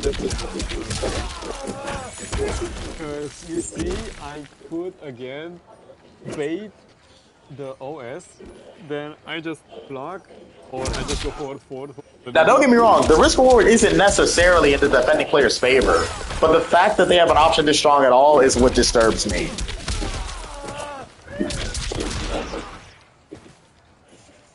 Yep. Okay, that's pretty much it for Stryker, which was already a lot. Yep. And now it's for Lou Motaro. Don't worry, guys, it gets easier. Honestly, I think the Stryker segment was by far our longest. The rest will. Because, let me tell you, Stryker is objectively Liu Kang's best team at this point. So, literally, almost every other Liu Kang team is honestly going to be scoped through the lens of Liu Stryker and Liu Lao, because those are definitely his two best teams. So, the rest, you're just going to see, okay, it's kind of what Liu Lao does, but it does one other unique thing, and that. Motaro is the last Liu Kang team that's worth talking about that kind of has his own identity. The rest, the last two teams that I think are in Liu's top 5 are kind of derivative. Liu Sektor and Liu Chameleon are the last two teams that I think are worth talking about, and those are kind of derivative. But let's talk about Liu Motaro first. So Liu Motaro is another weird contender for Liu's best team. The cynics will say that it is actually stronger than Liu Stryker, which I actually do not agree with, but I can see why people say that, because this is Liu Kang at his most oppressive full screen. If Stryker is Liu Kang at his most oppressive up close, Motaro is Liu Kang at his most oppressive from full screen, and even from neutral, actually. And then Liu Lao is somewhere in the middle. So, yeah, Motaro. Here's what Motaro does. It's about as simple as you get. Or I could go around this. That's a little bit harder. I don't know why that's so hard. And then obviously this. Honestly, that one's a little hard to time. And then also... that low full screen actually sets up for pressure. So it's real. I'll give you control. Yeah. So I while I did a combo out of this. Yeah, that jails. There's nothing you can do. You can jump, I think. But that's a reaction anti-air. Yeah. And you got the hard one out of it. But things happen. And mind you, this is just a layer on top of Liu Kang's much faster full screen options that also put you in the same situation, because you're already worried about that. So then you don't see the low hat coming. Like, that's all this team is. Being as oppressive from far away as he is up close. And that's not to say that Motaro doesn't help Liu up close. He helps Liu up close. The Motaro tail shot, it might be the most disgusting thing in this game, because Liu just absolutely does not need to be plus 13 ever. Liu Kang does not need to be plus 13 ever. Do you have any idea what you've done? Liu Kang can basically do, I kid you not, there is not a single normal that Liu Kang has that does not jail after plus 13. Giving him that is insane. And then, yeah, you can bash out, theoretically. But that's the point. You just made opening him up. This is the easiest team Liu Kang has when it comes to opening you up. Technically, Chameleon has mix, and technically Stryker has mix too. But this is by far the easiest. This is the most your opponent will ever let go of block as a Liu Kang. They will be letting go of block.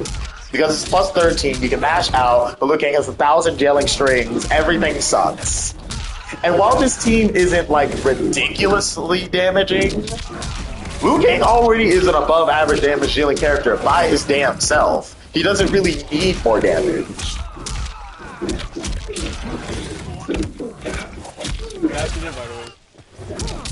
Like, there's just nothing, like... This is why I say the matchup chart of Liu Kang can best be described as, if you don't use sub Kameo, you lose this matchup.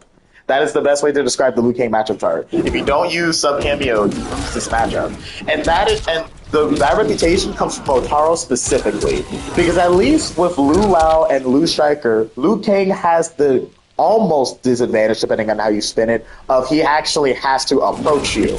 Liu Kang will never approach you in this game. He will never deliberately get close to you. He will teleport to you, and you will come to him. And then he will capitalize on it. He can come to you. He can work his way in. He doesn't have to, and he doesn't need to, and he doesn't want to. He will get in when he feels like it. And then he'll get out when he feels like it.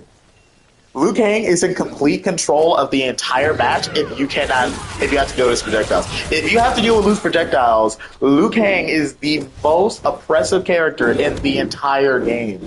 This team is the best actual... I don't want to say it's the best zoning team in the game, because technically the zoning isn't what makes this dangerous. However, I would say it is the absolute scariest full screen synergy in the game. Like, Sektor technically is a better zoner, but what annoys me about Sektor is that Sektor's projectiles are better than Liu Kang's, so therefore she should suck up close, but she's just fine. That's my problem with Sektor. Liu Kang is an all-around good character every step of the way, where the most above average thing about him is most certainly his projectiles, when combined with Motaro.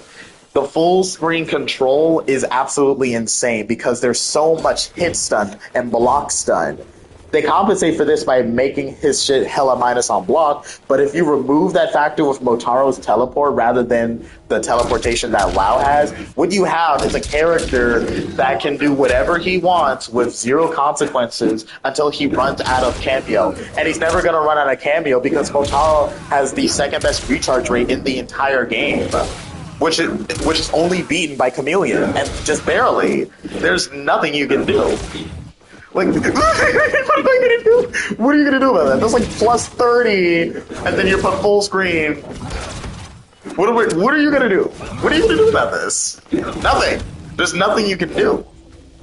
It sounds like I'm ranting. It's because I am. Now let me stop being a child and let's actually break down this team.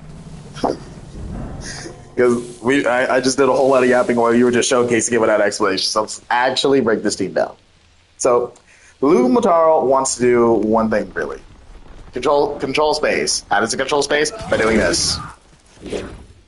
What happens after you start respecting this, which you inevitably will do, you start doing this. And then once you start letting him do this, he can just start going in and out of the screen. Because Motaro doesn't always have to teleport behind you, sometimes it'll teleport away from you. And that's what will allow you to get hit by this. Because here's the thing, let's say you're blocking this and you're ready for it. And you catch it, now you can actually checkmate. You can do something. You could theoretically armor out, you can press buttons, you can duck it, you can do something, right? If I just teleport behind you. Theoretically. Well, now I'm gonna start doing the faraway teleport instead. Let me see, what is it? That's not the faraway teleport. I don't use this fucking team. You do the faraway teleport. Oh yeah, and it works up close too. Like, so you'll just do this shit on block. You'll do this shit on block. Now, I press a button. I don't really use this team. I press the button, up, I get hit by a projectile, up, Motaro's back, teleport, I'm dead. GG's. Like, that's just all this team is. And remember, you still have the grab that he can do at any time, no matter what. And the grab recovery on this is the only team where Liu Kang could actually grab combo you to death. Liu Kang could theoretically grab combo you over and over and over again. And Motaro will come back so fast that you theoretically will never have an opportunity to stop. It'll just keep coming back. It comes back too quickly. I'm gonna say nerfed it, but I'm pretty sure they didn't. I think there's something else going on. Or if you do enough tail shots, it like messes with the recharge rate or something. It never stops. You can just keep going. Not even Lao is this bad. So yeah, it just doesn't. The best way to explain Liu Motaro is that it just does not let up. Pretty much all of the tech that we talked about with Liu Lao applies here, and the universal safe jump tech also applies here. But rather than oppress you up close with his buttons, he oppresses you from far away with his projectiles, and then oppresses you up close anyway because of tail shot.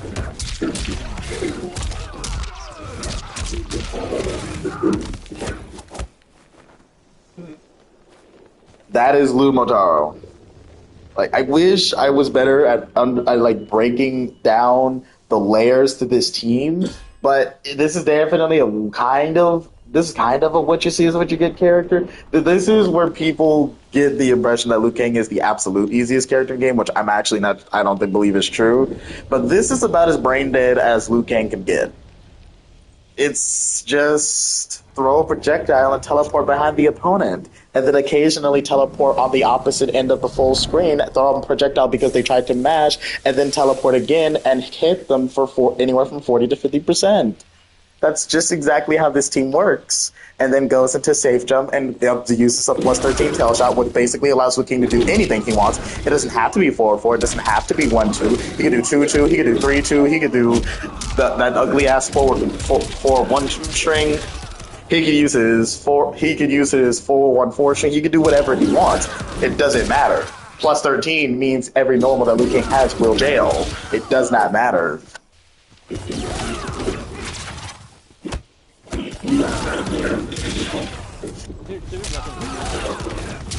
Oh yeah, and that you get the plus 7. Not really, but it's like if it hit from there, it would work. I think in the corner it might work. There we go. plus 4. Plus 5. And by the time you already grab, it's already pretty bad. And you can just keep going. S, and then you go into S, and that's pretty much it. The only way to fight this is to run sub-cameo. You need to remove the full screen oppression. Otherwise, Liu Kang can go in and out of the screen anytime he wants. It is actually amazing how black and white the matchup chart for this team is. It's either you use sub-cameo, or you fight a 7-3 matchup. There are no in-betweens. Use sub-cameo, or you fight a 7-3 matchup. If you play a character that has bad or inhumanely bad synergy with sub-cameo, chances are you lose this matchup. The only character I can think of that has bad synergy with sub-cameo that doesn't play this matchup terribly is Scorpion. Scorpion is the only character that can kind of play this matchup despite having zero synergy with sub-cameo. You could play this matchup, I think, because of back 3 and spear. If you try. It's not terrible. It's like 5-5, maybe even 4-6 in Scorpion's favor because of the spear oppression. He's the only character I can think of that can fight this matchup without needing sub-cameo. Every other character needs sub-cameo. Katana cannot fight this without sub-cameo. Asura cannot fight this without sub-cameo. Fucking Sub cannot fight this without sub-cameo. Honestly, but don't get me wrong, when they have sub-cameo, they can counter this character hard. I know like 1,001 counterplay strategies for this team involving sub-cameo. It's ridiculous. This is by far Liu Kang's most sharp-edged team. And that's probably the only reason many people will doubt this team as his best, because a lot of his matchup oppression comes from this team, despite me thinking that Stryker and Lao are better teams because they're just better well-rounded and they better suit the philosophy of Liu Kang. But this team is absolute sharp-edged fucking zoning anarchy. And that is where Liu Kang gets the reputation of a zoner when that is not what he is.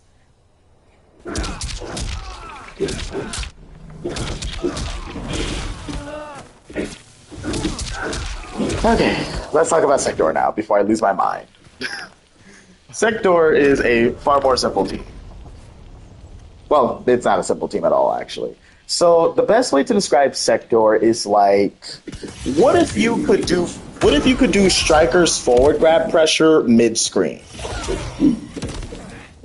Because this is actually something that we didn't break down. In the corner, Stryker can do. You could do like a shove combo with forward Stryker grenades and get a combo, and then also get a normal grab combo, which makes Liu Kang's grab game twice as strong as it is normally. The same principle applies here. You get forward grab combos off of block strings involving Sektor missiles, in addition to being able to get a traditional grab combo with normal Sektor. And we'll actually demonstrate this. Also, keep keep in mind you also get forward grab combos with the Stryker mid screen. Oh, say that again? You also get forward grab combos with Stryker mid screen.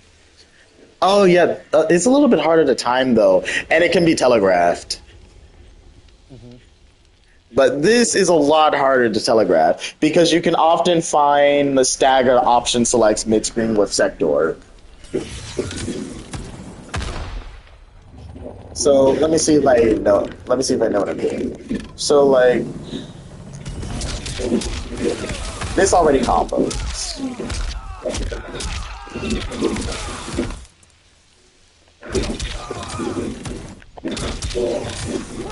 You do this instead, and that also works. Right there, that is right there. Yeah. No. So I have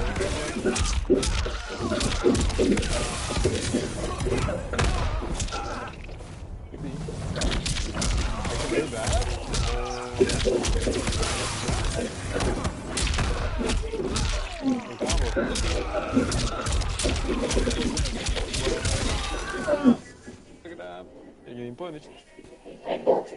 Yep.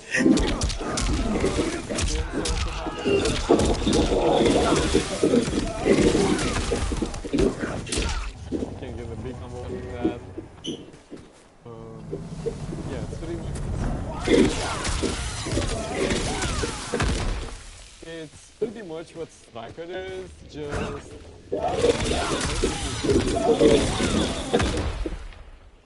You know, it comes from above, so it's a lot harder to counter. And there's a lot more. It's just a lot more OS oriented, especially mid screen, because you're constantly putting the staggers in. See, that works on hit, but you could do it just as easily on block. Realize that I'm blocking, and then just forward grab me, and then I still get what I want. And then that'll also just pressure. So like the way I use Sektor is like I'll just do this no matter what. Like that combo, it's a just framed solo hit confirm, but it works. The secret is that there's a gap for the last, I mean, so you might just armor that. Oh. Whoops. Whoops. So you just mess around with that. Whoops. I need to fine tune this. I've only ever met one Liu Sektor player, and they were the reason that pushed this team into the top 5 for me. Because originally I was gonna have Jax here, but I was like, I kind of think this team has a stronger core foundation. It's all about those missiles. Hold on, I want you to take my backwards grab, okay? All right.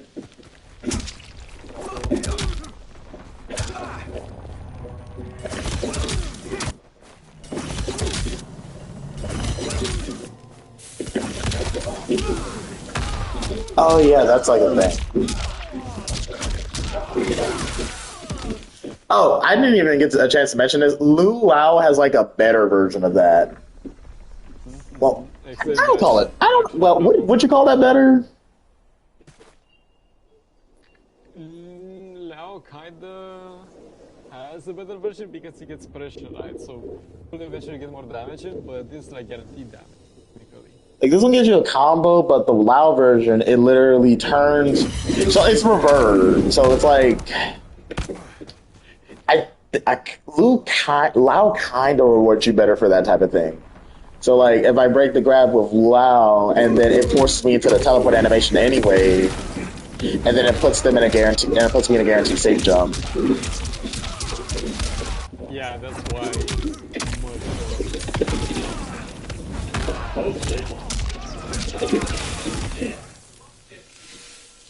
So yeah, this team is actually just as simple as all the other ones. It's literally just figure out opening up with a shark in this case.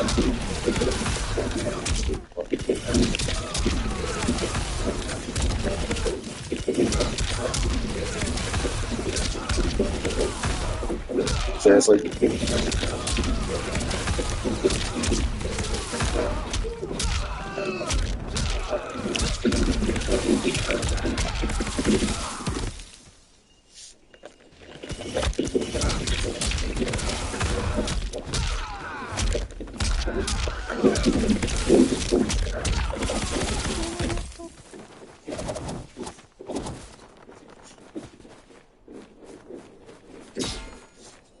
Yep.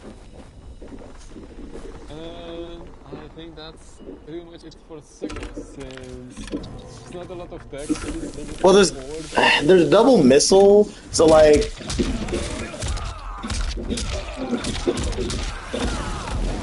Oh yeah, that's actually really important. That's actually very important actually, because that restand, if I'm just right, you'll stagger into the striker bomb. You'll stagger into the sector missile, and then you start that game. So that's actually very important. Like the restand. So a thing which is also really important is that Sektor's grab is technically a looping tool unless you armor out. So to try to get I'm just gonna keep grabbing you.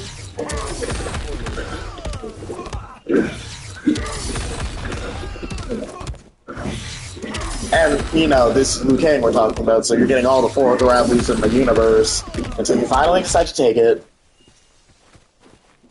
Yeah, just poke on the wake up for me real quick.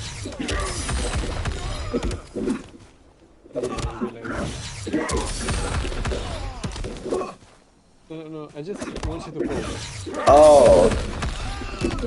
Grab priority.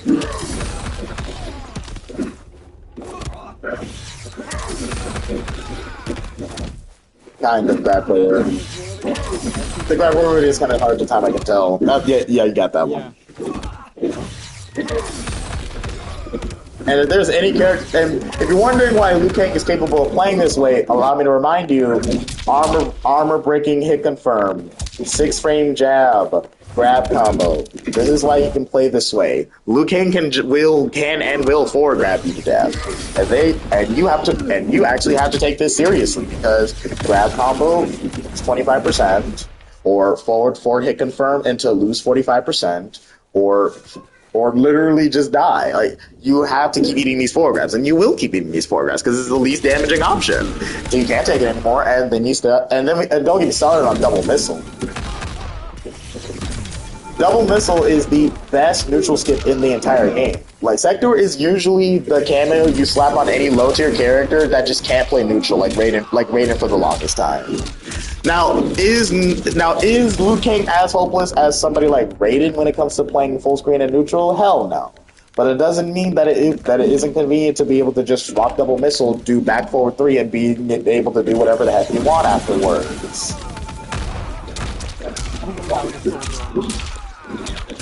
Believe it or not, that's relatively consistent. I thought the interaction happened more than once.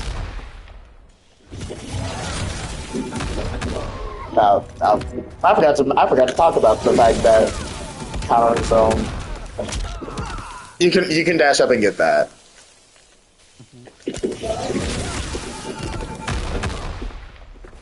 It's a little tough to trigger. And I think you can also get a combo with forward 3 too, actually. Let me make sure I know what I'm talking about.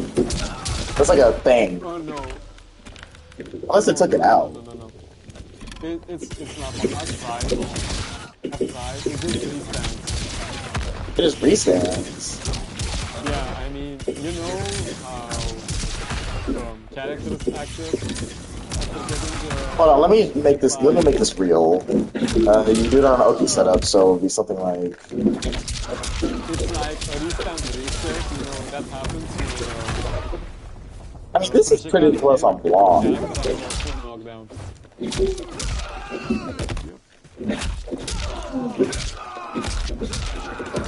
Oh man, I hate it today.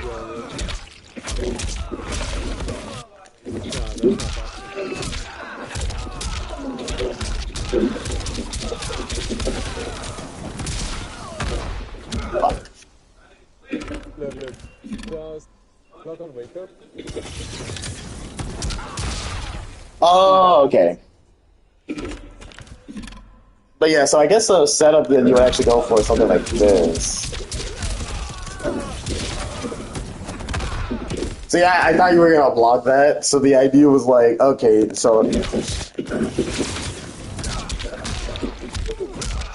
that's like the idea, because that's like kind of like how this team wants to play. You just add the missile layer to Liu Kang's already pretty decent corner game.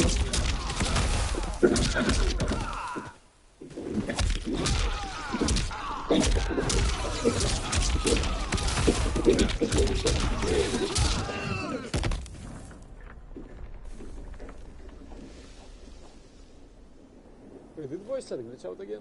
One thing that I also don't think a lot about, full screen conversion.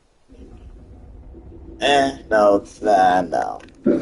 Another thing that's good is obviously the teleport up punch, but it's not nearly as good as what you get from Sektor, what you get from Stryker, or even from WoW. The reset, we already talked about the reset. The reset is really, really good, actually. And yeah, that's it for Sektor. Only one cameo left. Chameleon. And then we're going to start talking about matchups. Like, what's the best Liu Kang team to play in every single matchup overall? And when we consider the matchup, we're only going to count the opponent, the supposed character's best three teams. We're considering this is the matchup. So, Chameleon. Tremor. Chameleon. The Hourglass. So Chameleon is the last Liu Kang thing I believe is worth talking about.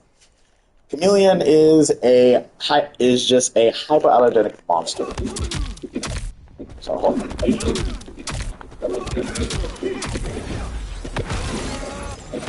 I don't know why the time what I'm having now. What? By dropping this today.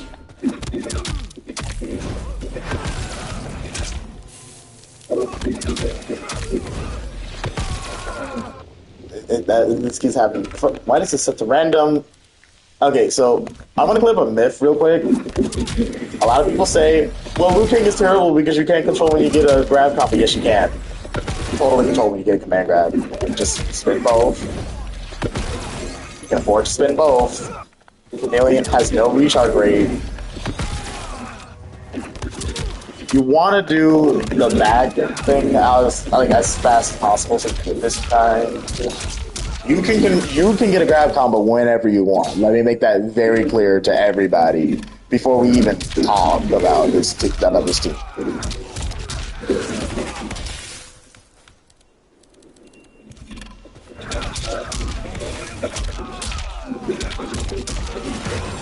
Oh, that's disgusting.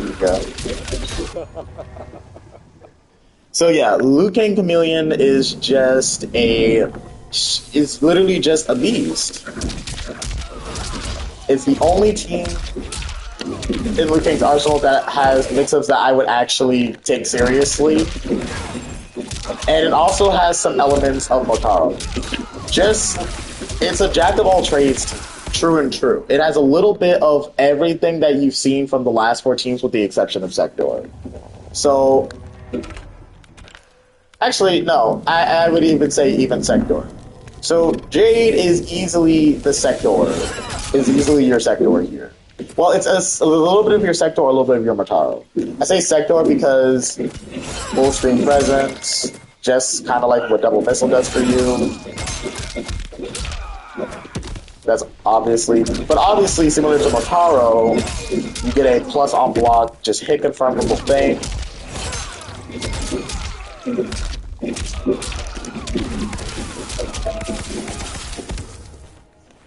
And of course, the real star of this show is this, which allows you to fight back against sub cameo. And this is almost certainly the cameo I recommend against anybody that is abusing the sub cameo weakness. Because you know what happens when you start zoning and I pop this? You die, because Liu Kang's buttons are better than yours. There's only one character in this game whose normal kit is objectively better than Liu Kang's. Only one character. And it's a close call. Like if this were 9 frames, I would say Liu Kang has better buttons than Johnny, but because Johnny has that ugly ass mid, it broke. Oh, not again. We were just getting good.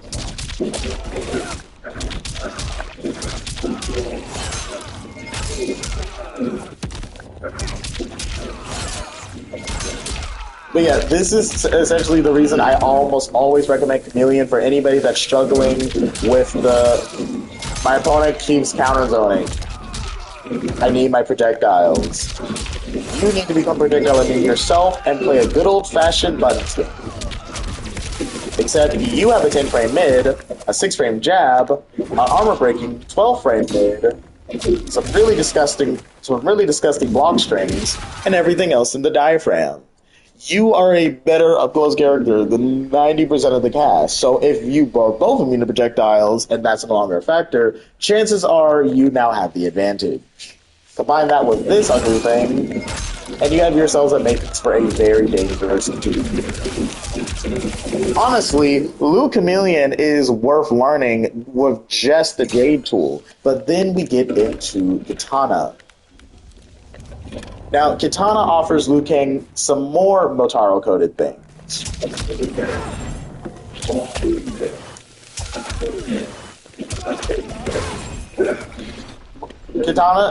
Chameleon is the only other character that gives Liu Kang this conversion pretty convincingly.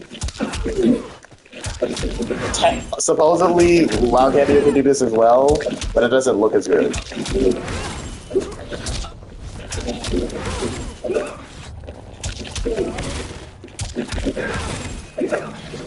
Wow.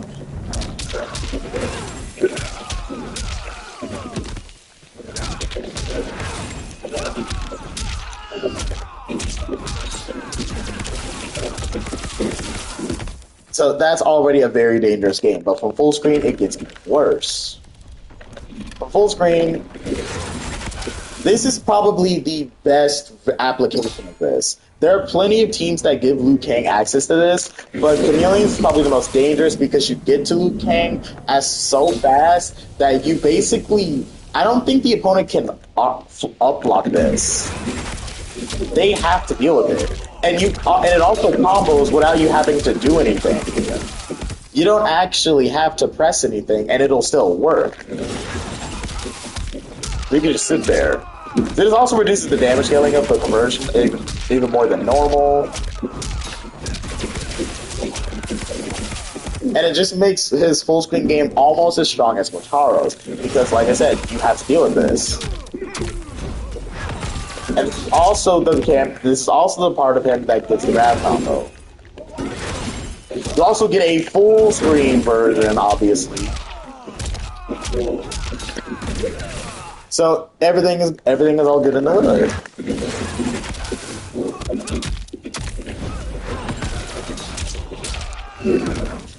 Like, it's pretty easy to understand. And if you're curious about the damage,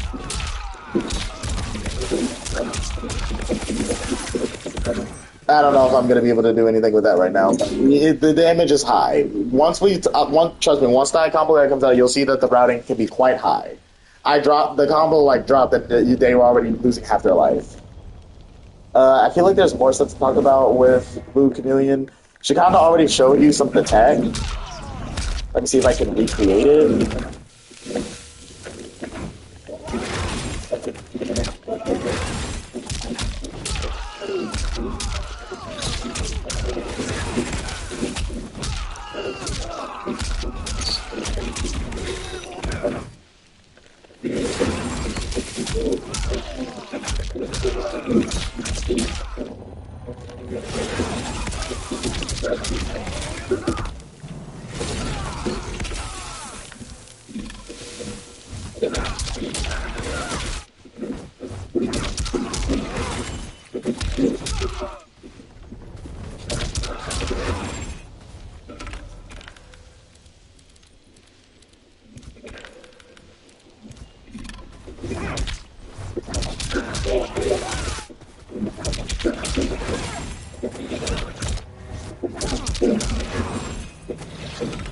A little. A little bit of a learning curve.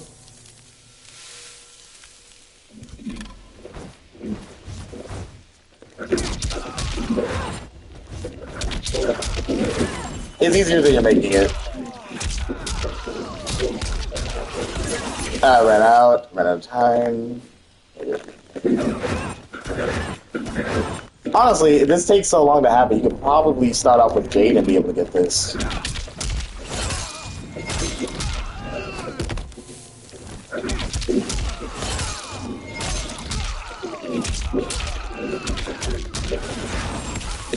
Yep, you totally can.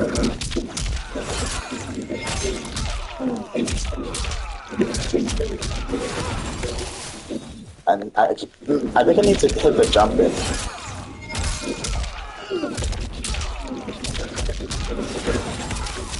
Yep.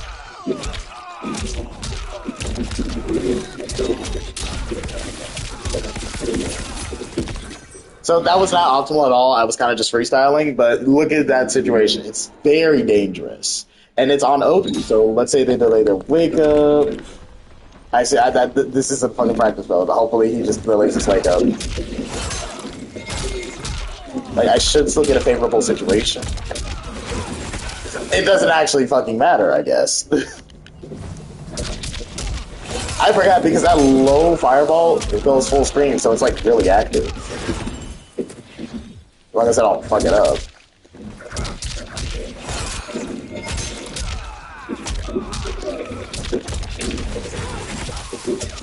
Yep, that's so dangerous.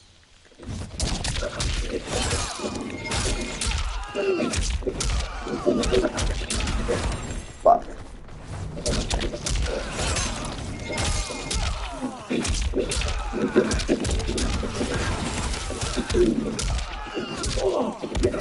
Give me the fucking combo. No. Oh, come on. How is that even possible to happen?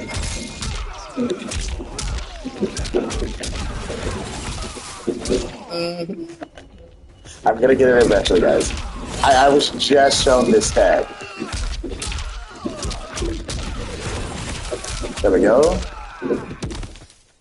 We're gonna try this one more time.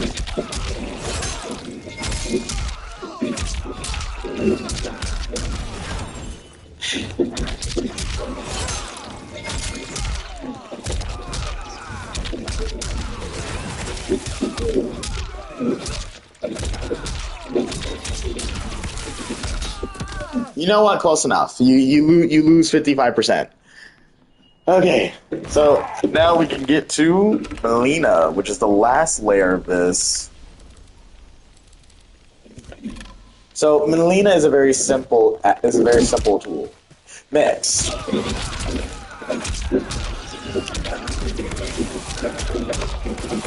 There's technically a little bit more to her. Her foreground is by far the best foreground that Liu Kang could ever possibly ask for. Literally, he's just gonna keep taking this.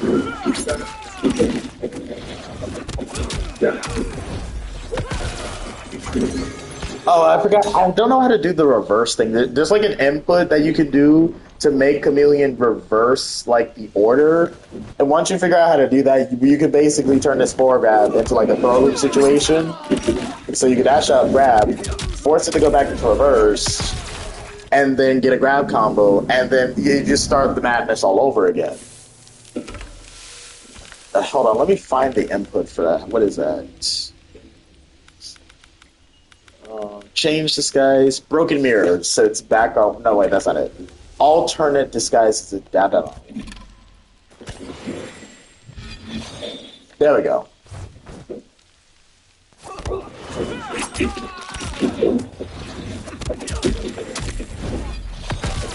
Yep, and that'll give you the grab combo.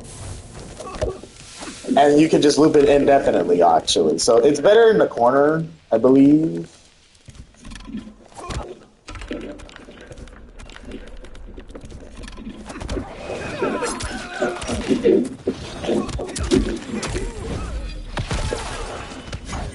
What the?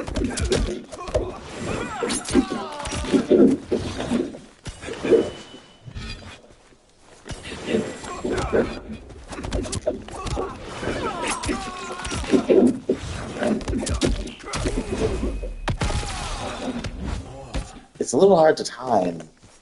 Like I said, this one is a little flimsy. I haven't fully mastered the idea yet, but I've already seen it perform in concept, so I know it can be done. And what's impressive about this is that it basically just loops back into itself indefinitely. If you can get it in time. If you do it too late, what's going to happen is that it puts it to where you're already on freaking Jade. So you got to do it as soon as you grab them. As soon as they get grabbed, they got to get put in that reverse. Honestly, all of Liu Kang's forward grabs with her are pretty good, but you want to be able to loop the Melina forward grab with his grab combo over and over again most of all, because that just creates a more dangerous chain. But that's just something. But that's just one little thing. Another thing that's important is obviously the ball roll, which is mix. It's good. It's unreactable. Nothing I home about, but it exists.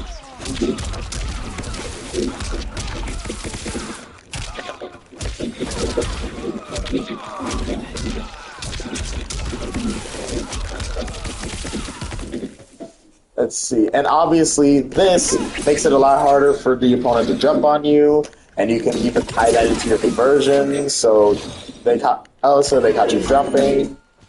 Convert that into this until full screen pickup. What else we got? I think that might actually cover it for Melina. Like, the best thing about this team is certainly what Jade offers him, because it allows him to fight back against SubCameo while also still giving Liu Kang everything he needs. It's not going to feel like a strange team. You're going to be very familiar with the way Liu Kang wants to use all of these teams.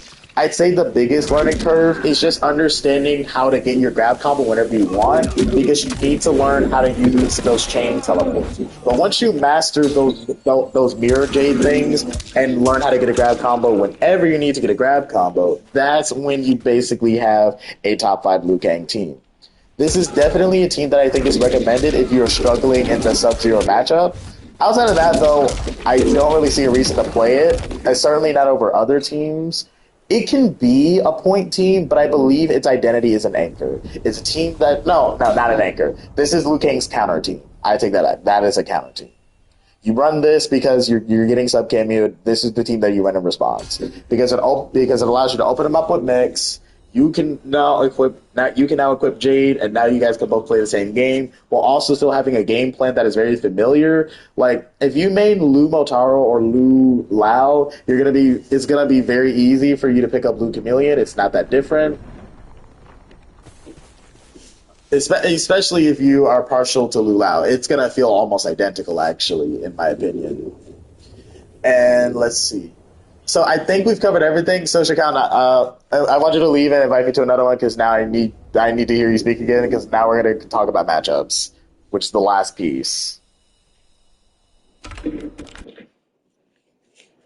All right, guys, we're at the tail end, so hopefully my special guest arrives soon. If not, I'm going to hand Tando his ass.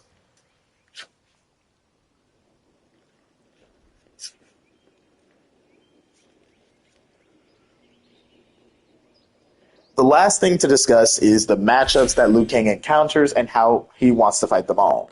Who he beats, who he doesn't beat, what's even, what can make it even, and overall just things that you need to do to navigate every single discourse.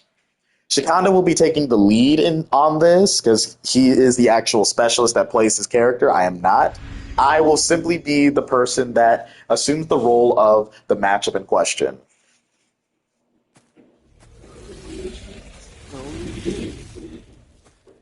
So, what's the first Liu matchup we want to cover? Should we start with losing, winning? Let's go with a winning matchup. Liu Kang. All right. Where we should choose someone like...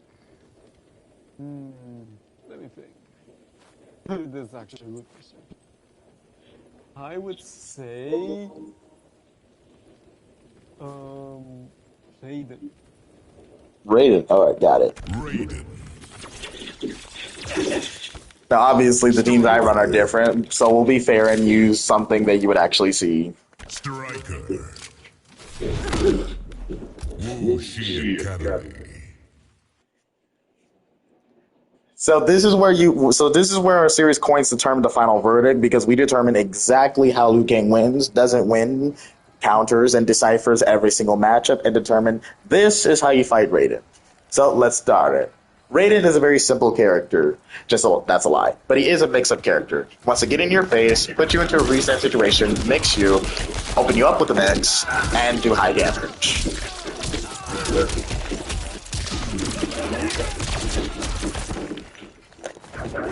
That was for an overhead.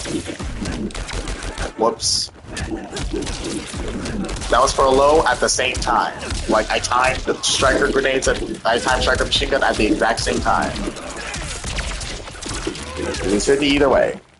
That's just essentially how this team works. Obviously, there's a little bit more to it, but that's the basic idea of how he works. Obviously, he has ugly shit like this you can try doing. Conversions. He also has, when playing Stryker, he also has 4-2 into overhead or low. Oh yeah, I already forgot about that. See, I don't even use this. That jails, I just put it all blocked. Wait, this jails? Yeah, 4-2 jails into almost every character. Oh my god.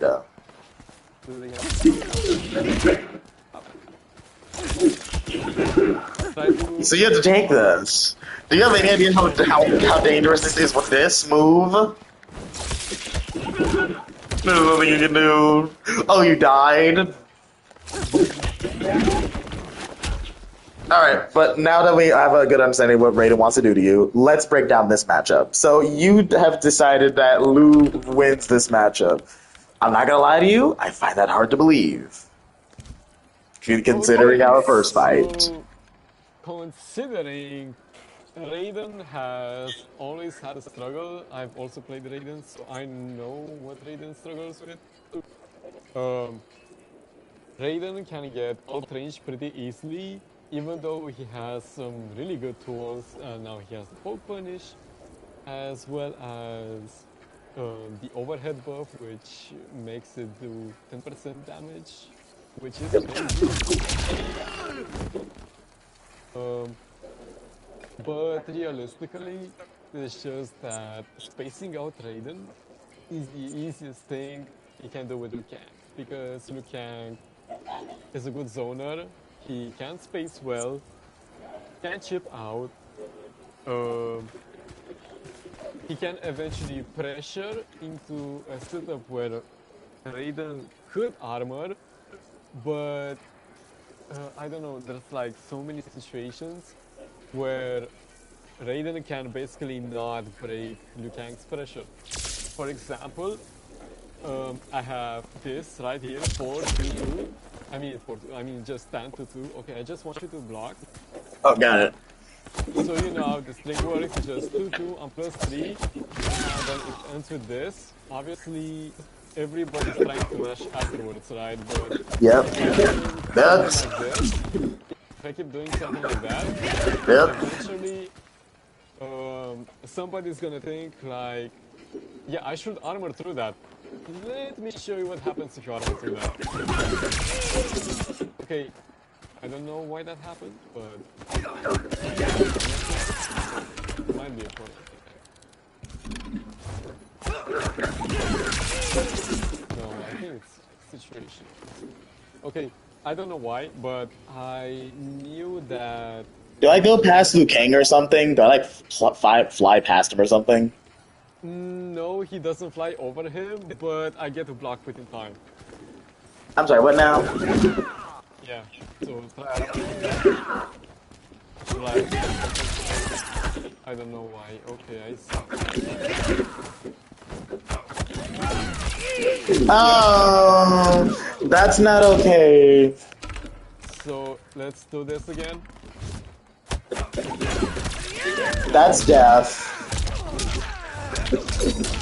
So Raiden's armor is so slow that Liu Kang could give two fucks about whether you can mash out of his pressure or not. Okay, try this again. I gotta try some options. It's only 22 frames. Alright, I'm gonna try some options. Yep, I can't down back 2. Yeah. Can you try to like poke through, or maybe just try to predict the attack? Yeah, I can't want to. You're just dead. So Raiden just can't fight. He can't play the game. You just have to take it. And because it's +6, it also jails the follow-up because 1-2 is going to jail after that. And even if it doesn't, 4-4-3 is just going to break my armor anyway. Look, listen. So if you armor through this, I'm eventually doing... Wait, how much does the overhead do? Let me enable that for a second. Just want to see how much damage. So that's 6%, right? So yeah. Imagine 6% with the damage of the punish that you're going through. So this happens. So I've already lost 6%.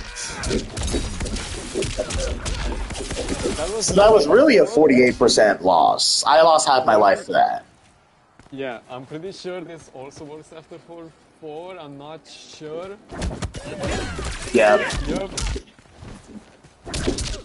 Not sure if it works against 4-4. It doesn't share that well. So basically, loose best strings. Raiden dies for trying to get through Luffy's best strings. Yeah. That's terrible. I imagine Smoke suffers a similar fate. So, kind of, but not really, because Smoke will eventually punish some of those. I have an even more surprising character that can do, like, stuff against Liu Kang. But we'll get into that later again. Yep. But I also agree with you with the initial thing. Raiden's biggest weakness by far is the fact that he does not have a full screen presence. Raiden has to deal with everything here. At least with Sektor, some of Sektor's shit is quite slow. Liu Kang's best projectile is so fast there's nothing I can do. Throw this out. Okay, I got lucky. I can get in. But if you see guy coming, no, doesn't matter. My only option is, no way, I can't do back 4-3 either. My only option is this on hard lead. Stryker can't save me for doing this, so you just block it, I die. Like, I can try Stryker bombs. That's not gonna work. Too far away, and you can easily down to cancel that. There are actually ways for you to punish that. And from max distance, the Stryker bombs won't even reach you. Oh wait, do it again.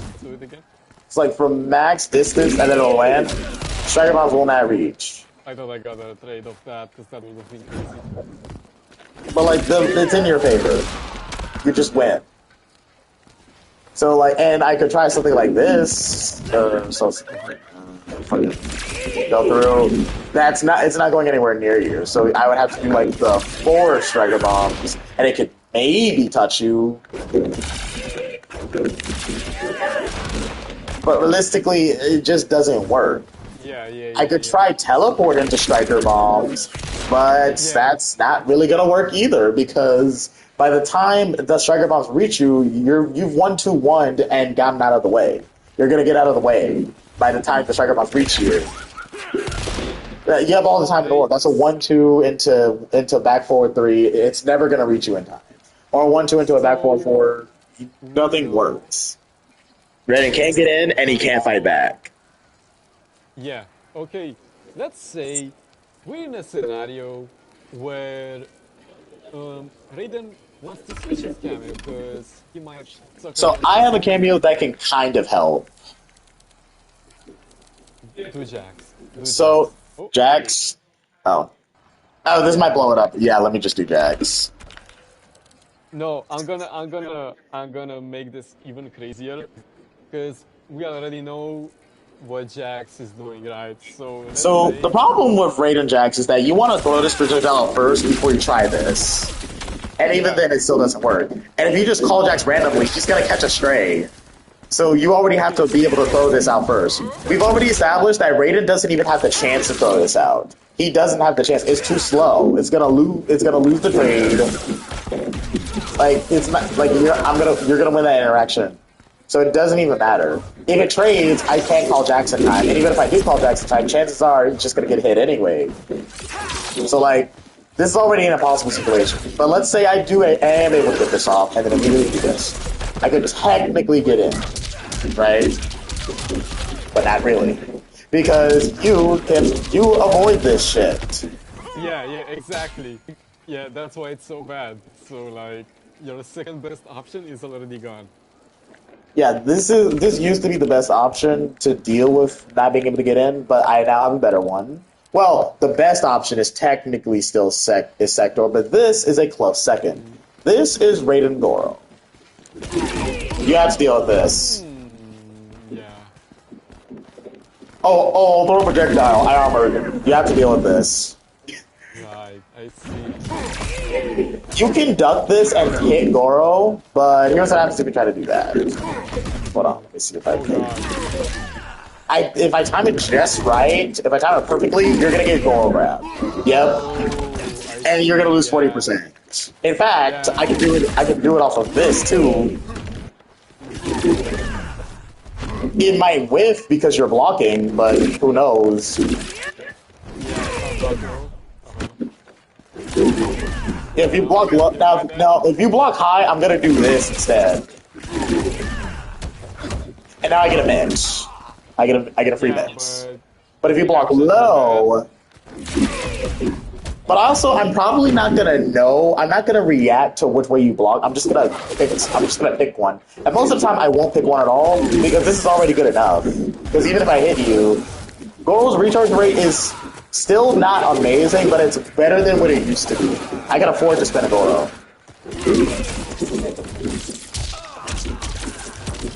Another thing that I hate about Raiden is that Raiden cannot enforce knockdown for shit. He has the worst Okizeme game in out of the entire roster. If Raiden knocks you down and you do forward 2, if you time it even a little bit wrong, you are statistically dead. You can't do that. Raw back forward 3 isn't a true safe jump, so that's not a thing. So you have to just enforce your forward 2. Here's the problem with forward 2. Forward 2-2 is a high, so if you time it wrong,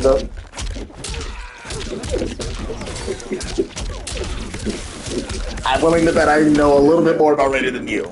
Just a hunch. But yeah, so let's say you hit them with this. I'm getting mashed on. You can mash down 1 after that. So I hit you with that 4-3. Are you trying to figure out a way out of going? There isn't. It jails. I've already tested it. So like, you can mash down 1. That is a high. The second hit of that is a high. So if I time, look at that. You could actually back 2-3 me if I fuck it up enough. So I have to perfectly time my mid. And if your Oki is this fragile, it is bad because 18 frames is really fucking slow. And it doesn't even have enough range to justify how slow it is. At least Ghostface actually has range. This is serviceable at best. Now, the extension of this is really good, right? Here's a problem with that. Big ass gap. You're mashing down 1 out of that. That's not a thing. You're mashing down 1. You're mashing down 1 on knockdown. That's just what's gonna happen. Like I hit you with this. You're mashing down 1. Trust me, you might even be able to do 1-2. You might actually be able to 1-2-1 out of that. So you might be able to 1-2. Yeah, down 1. And down 1 is 7 frames. Do you know what that means? That means you could probably 1-2-1. If you are frame perfect, you can 1-2-1 punish me for trying to capitalize on the plus frames that I earned. That is how bad this is. Now, luckily, I'm not that fucking stupid. I've given up on Oki a long time ago. I just wait.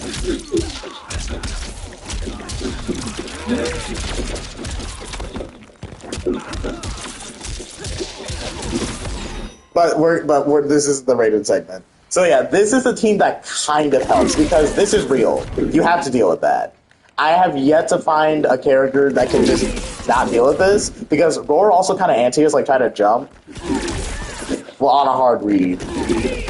You in jail, so you could try to jump my back forward 3 or something, like just jump it. That's like the only way it could work out. But if you do that specifically, well, I'm just gonna do the air one, and now you have a new problem. But most people don't even know how to time that right, because you did that perfectly. Now, you could respect it and mash afterwards. It's not amazing on block. It's like, so like if you block it, I believe I'm -7.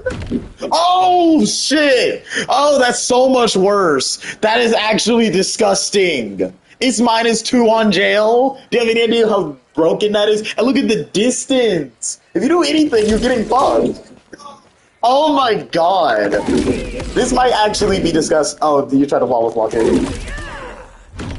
Oh! Do it again. No, there's no way no kills. No, I think the gel is actually better. I think it just timed it slightly wrong.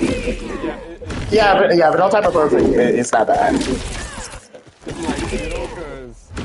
That's disgusting. And I'm still in range of this. You're still in my down back 2 range. So that's disturbing. So actually, this team might save this matchup. I'm actually curious. I kind of want to have an off-stream set with you just to see if Goro can actually save this matchup. Because if Goro didn't exist, I would say that Raiden gets 6-4, maybe even 7-3. Because I didn't factor in the 1-2-1 into account with Raiden's OP problem, which is the only other issue he has. So Liu being able to hypothetically 1-2-1 out of me trying to enforce Oki incorrectly is actually really bad, on top of the fact that I can't fight back from full screen, theoretically. You can block in time. I would have lost the game for that. You would have micro ducked me. I would have lost the game for that. Oh no, I couldn't plug it again. I just pressed. This has like instant recovery. Yeah, so I'm trying to see, like, how could you get out of this? So you can hit Goro here, but here's the risk of that.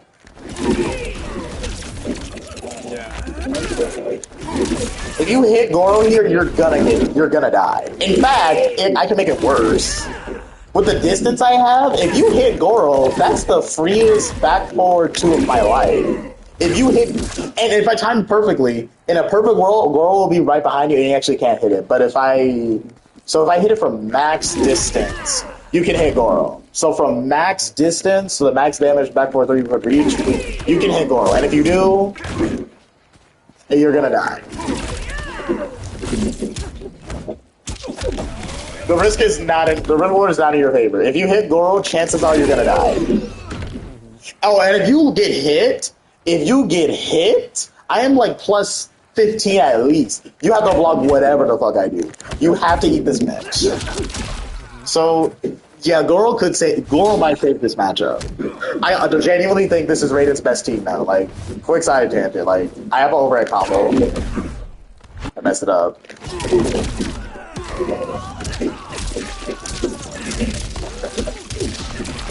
And this is the easy one. The harder one is like... That actually wasn't optimal either. Let me try it one more time.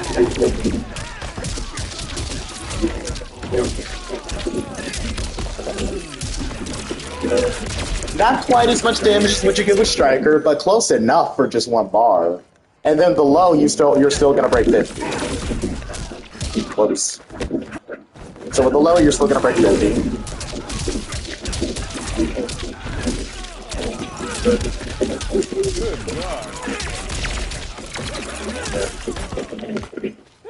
And also, you can make it easier if you spend 2 bars.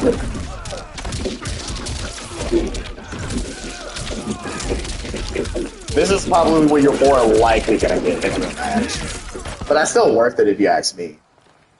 It would be undebatable that this is best team with Goro's recharge rate were slightly better. Like if one Goro was back by the time that combo was over, I would say this is without a doubt Goro's best team. Oh, yeah. But you could make the argument that there are matchups where you need Stryker's recharge rate instead and just his damage. But I do believe this is Raiden's best team overall. Because the recharge rate for Goro is not nearly as bad as it used to be. And mind you, that was just a mix. It gets better. So block, actually. I timed it wrong. So that jails. Actually, I can tell you this jails. Jailed. Jailed. Jailed. Jailed. Oh, yeah, that joke. So on hit, I can confirm that into 30%, but on block, it's plus 10. It's plus 10 on block. Jails, and if you get hit, it's plus 40. You have to deal with my bits. That is plus 10 jailed. I tested, and you know how I know this? So if you were in the corner when I did that.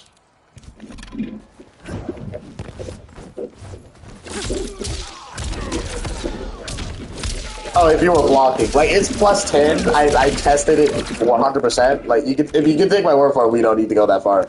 But this is plus 10. Now mid screen, if I think you're gonna match, I have to check you with down back 2 because that's the only way I can enforce the jail part of the plus range. Because if I dash up overhead, you could technically armor through that, or low, you could technically armor through that. But this, if you try to armor and I do this, you're just gonna get hit. If you backdash, you're just going to get hit by this. If you jump, you're just going to get hit by this. If you do anything other than block, you're just going to get hit by this. And if you get hit by this, this is plus 24. This is plus 24 on hit. So that means I can do anything. I can dash up mid, I can overhead, or I can low. And you know that means that guarantees more pressure. So plus 10, if you just let go of block, I'm going to get a conversion. I don't know why I'm dropping it now. I've hit this 1,000 times. It's an easy 28%. There it is. You can make it easier on yourself and just go forward to... Yeah, 28% right there. So even if you were to just let go of block randomly, to make it easier, let go of block randomly during it. Like, don't just immediately get hit. Just to know that is real. The timing is a little... but I've already mastered the timing. It's just the online practice that's getting on me. So, plus 10... jails, that's 28 meterless, and if I spend the bar, I can go into a back forward 3.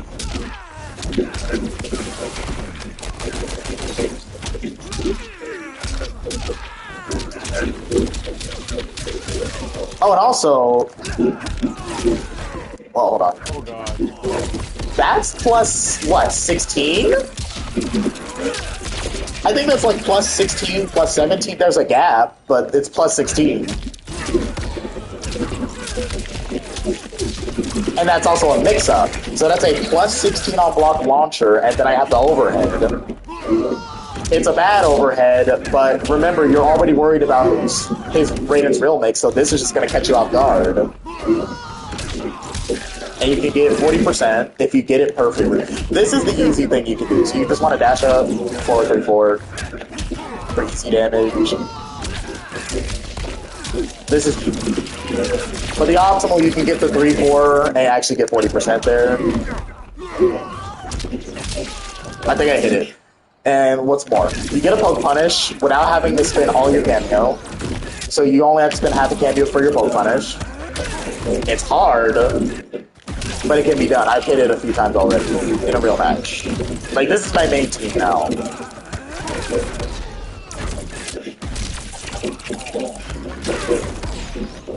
Fuck. It can be done. Here's an easy combo. You can get this in your sleep.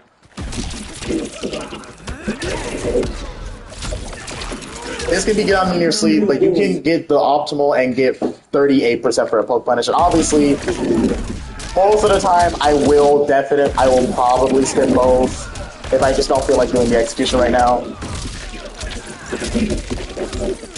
I really only go for the half Kameo poke punish if I'm desperate. Like, that's the only option I have. Because the execution on this is ugly. It's a little bit harder than the Stryker timing.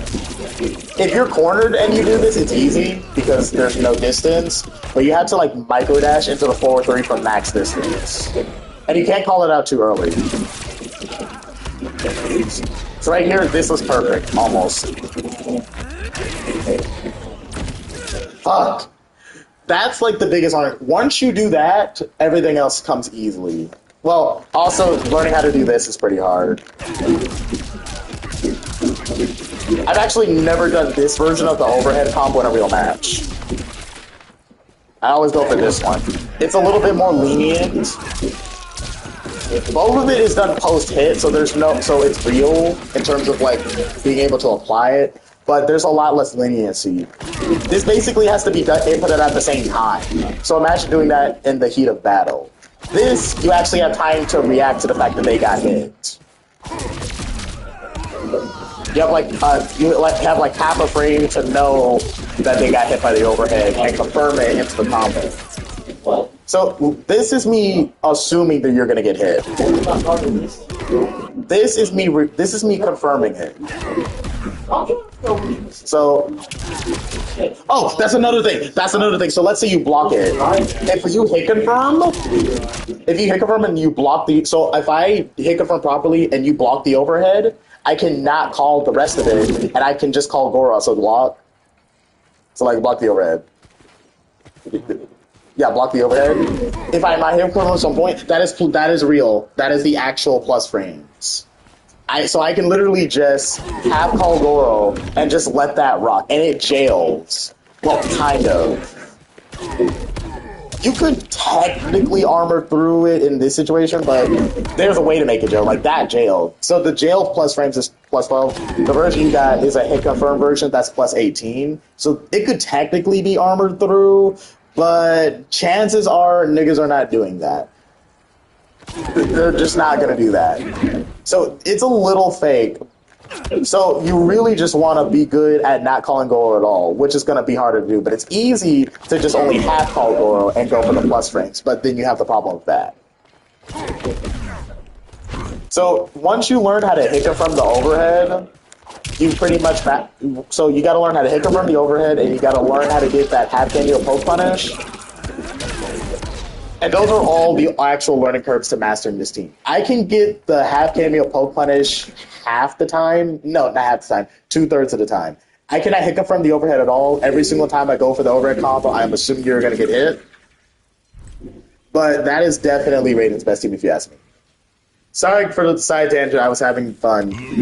All right, what's the next matchup? So obviously we're not going to go through all of them. A, there's not enough time. B, there's too many characters. So I only want to focus on the teams that you believe are noteworthy. So do you want to just focus on all of his losing matchups at this point? Unless it's like less than 5. See, the thing is that most of his matchups are just 5 to 5s. 5 to 5, 5 to 5, 5. Yeah, those aren't what I want to I want to talk about anything that's a real matchup number, like a 6-4, a 7-3, a 3-7, a 4-6, anything that's like objectively bad or good. Those are the ones that are worth talking about. The rest, they can join Heaven Academy on Discord, and they can deal with and they can look at the text. Oh, by the way, at some point I'm going to have you forge a document just talking about every single matchup in the game, like just a little text, like a little sentence text. Oh, this is the Liu reptile matchup. It's 5-5. You can do this, but they can do that. You can do this in response to that, but they can do that in response to this. Play this way, you'll be fine. So like so I'll actually give you like a blueprint for how it works. It's going to be like a 5-paragraph. Okay, pick a matchup quickly. Sinel.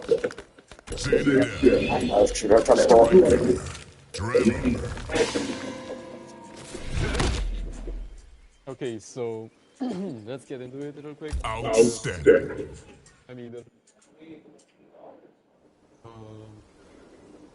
we all know how toxic Sinel is. Yes. Straightforward. Sindel Tremor is objectively the best post-hit mix-up character in the game. She is the queen of hard-to-blockables and the second best Vortex character in the game. The way she works is that she plays a very calm and collected, I don't really care either way type of zoning game with her projectiles until she finally works her way in. She doesn't really work her way in, actually. She doesn't have to. Her zoning is just oppressive enough to where most people will want to come to her anyway. But she has this, so going to her obviously puts you at risk getting hit by this. So once she hit confirms this, you'll get hit by Tremor, and then you'll get put into a hard-to-blockable. I don't have the execution to do the hard-to-blockable, so I really hope none of your counterplay involves that.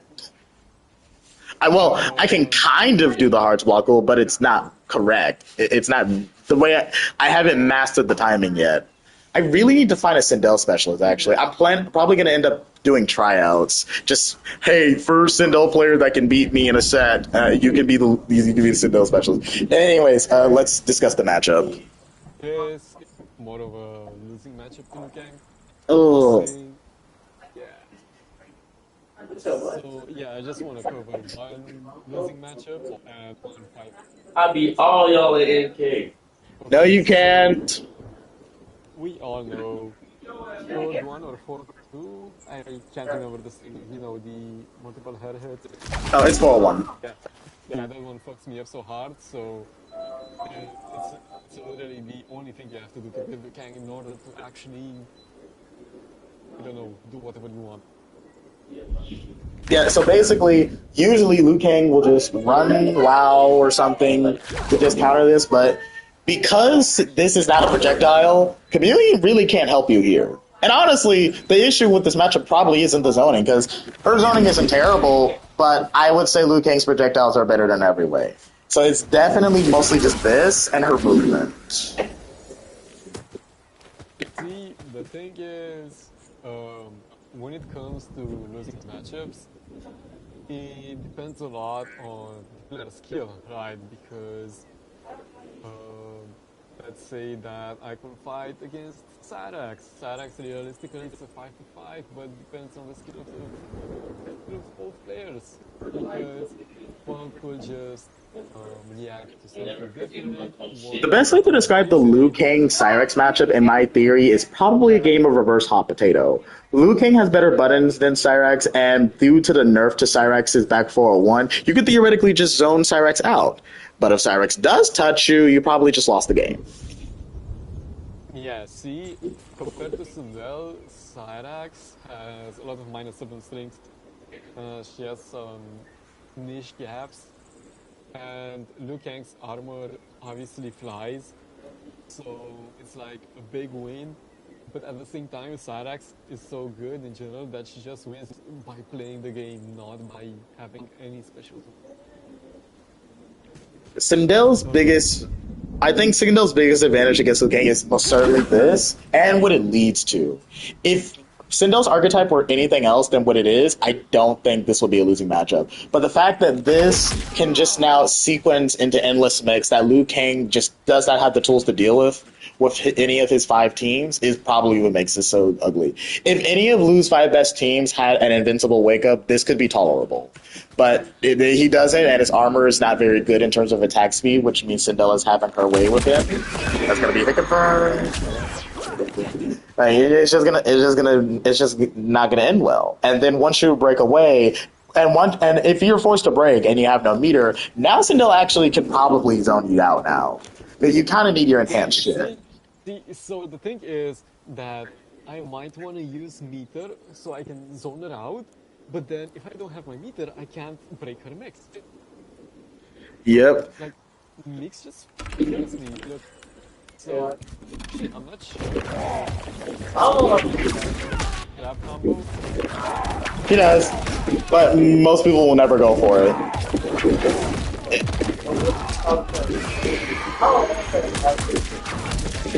So here, no. Actually, I can explain this. So Hold on. I know.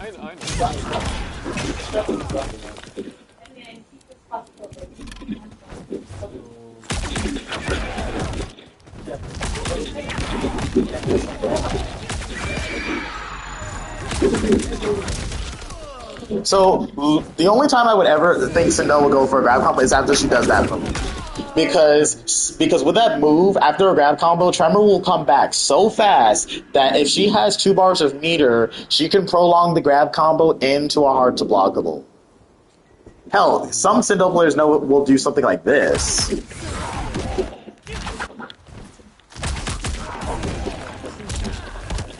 I forget the actual, but look at how fast that's coming back. I could probably give you a hard to blockable meterless.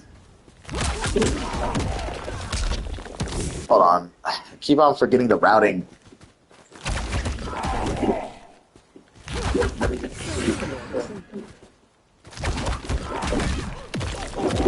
Close. Whoa. Oh. I keep messing it up, so it's like. I think that's plus, actually. I don't think that jails or anything, but like, you're not punishing this. You're not punishing this normally. That jails. Oh, that jails? So I can just do this. That's terrible. Again, do it.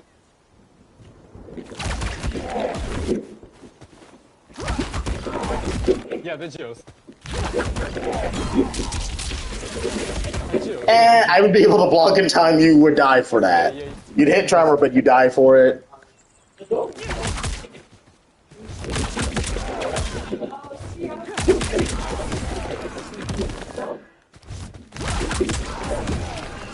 Okay, that's how it works. Okay. I wasn't paying attention.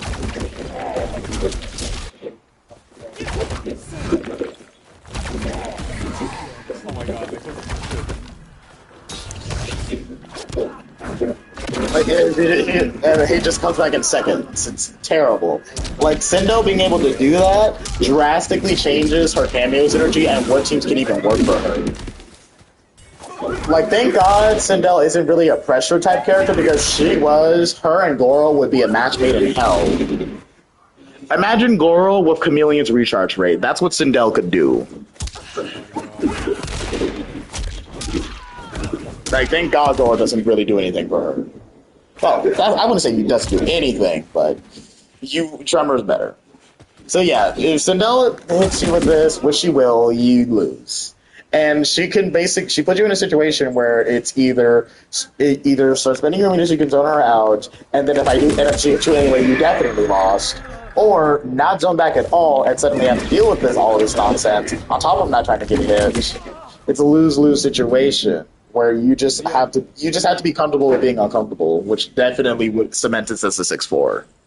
realistically, mixed characters in general just kind of force Liu Kang to push in through, and it's basically forcing you to go forward if you don't want to lose your meter, of course, unless you're playing someone like Motaro, where you can probably deflect everything and just stay full screen. Yeah, Motaro can definitely help. The problem is that Sindel doesn't do terribly up close, so she can contest, and she has no problem just sitting there. And if she throws a low projectile out, which should be like really plus, and also, this team has a reflect, and she has this too, so that's not good. Yeah. Oh, you try to do Motaro shit? Well, I just did this, so you die. And then I also have wherever it is. No, it's I also have a reflect, so we're just gonna do it to each other. And you also have that basically disables my cameo.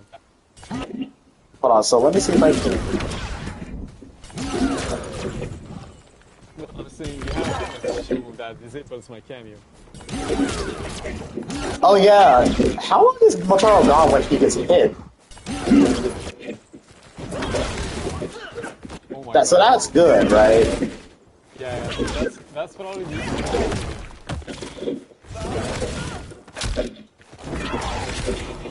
But then, this match probably used to be 7-3 in Sindel's favor when Tremor didn't have the 10-second penalty, because she would literally just do this and win.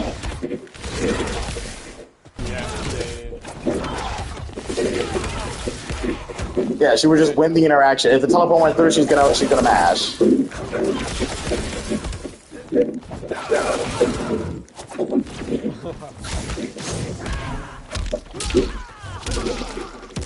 Yeah, I can definitely see what makes this a 6-4.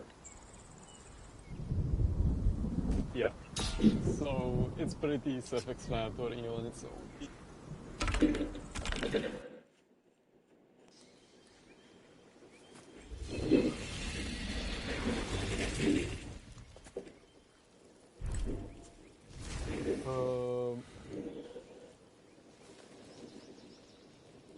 I guess now is as good a time as any for Scorpion. Scorpion, kind of meh. Another 5-5, so... Kind of. Oh, I thought you said she. Oh, I thought you said Scorpion loses. Who else? Who would I? Who else? Not loses, but wins. Okay, so who genuinely wins? Who generally wins against Liu Kang, or who does Liu Kang generally win against? Say that again.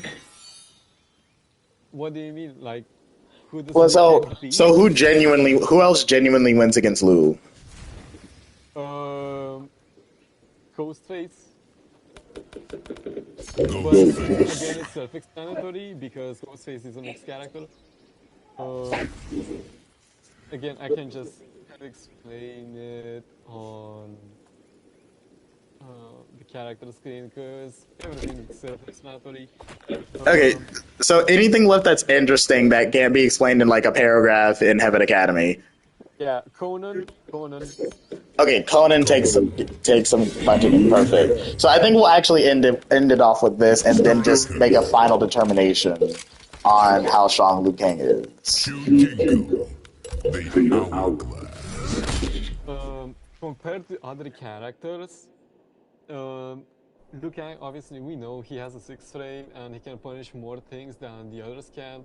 For example, if Homelander does a kick, an air kick into the dash into a kick again, he can punish that and he gets like a full meterless combo, right? Against someone else like Ghostface, he can easily get outspaced, but you can could also outspace him if you're the type of guy who zones.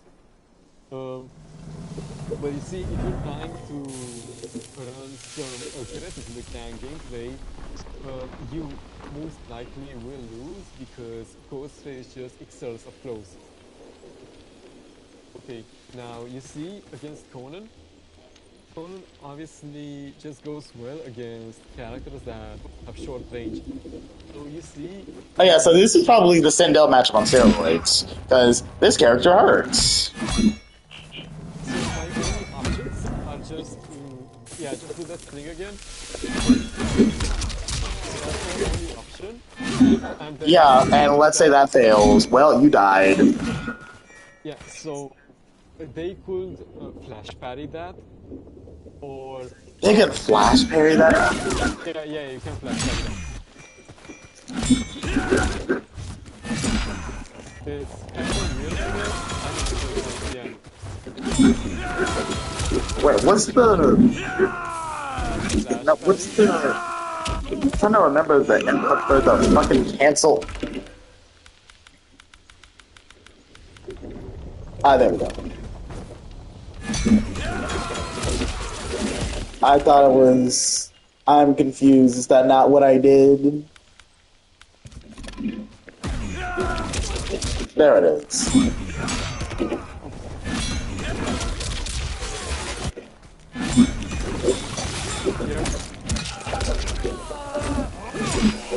Automatically so you do that meterless, by the way.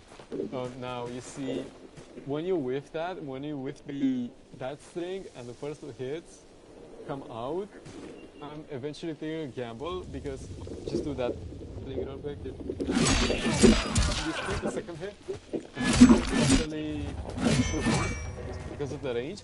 But sometimes when I throw my attack out and I try to punish that, and that's going to happen to every single Liu Kang player, my hitbox goes forward and I get hit by that shit, then I die. So the only way to safely punish it is by dashing backwards, get to dash backwards, and then that's my only option. My only way character by making a crazy upload guess.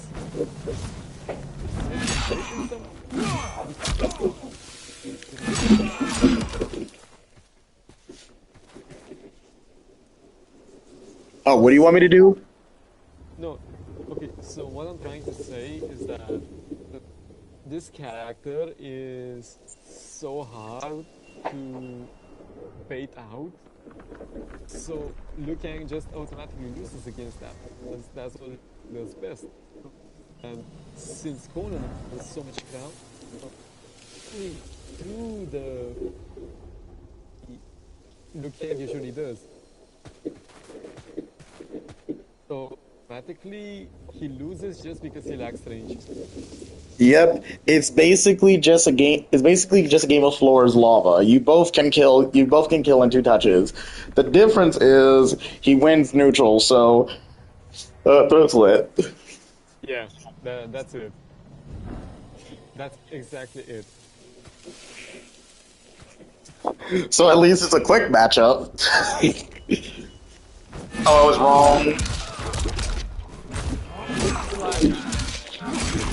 Either a 6-4 or 7-3. I don't know. I don't know his routing yet. I need to learn this team actually. So yeah, it's an incredibly bad matchup. Yeah, that's actually so weird because I feel like he's supposed to be able to counter, and it's weird that a character that usually gets zoned out, but he doesn't care. His projectiles are just slow enough. A lot of Liu Kang's projectiles are just, and this comes back. This comes back. I can actually make that come back. So that's really bad. And I can make the other one disappear. Oh my god.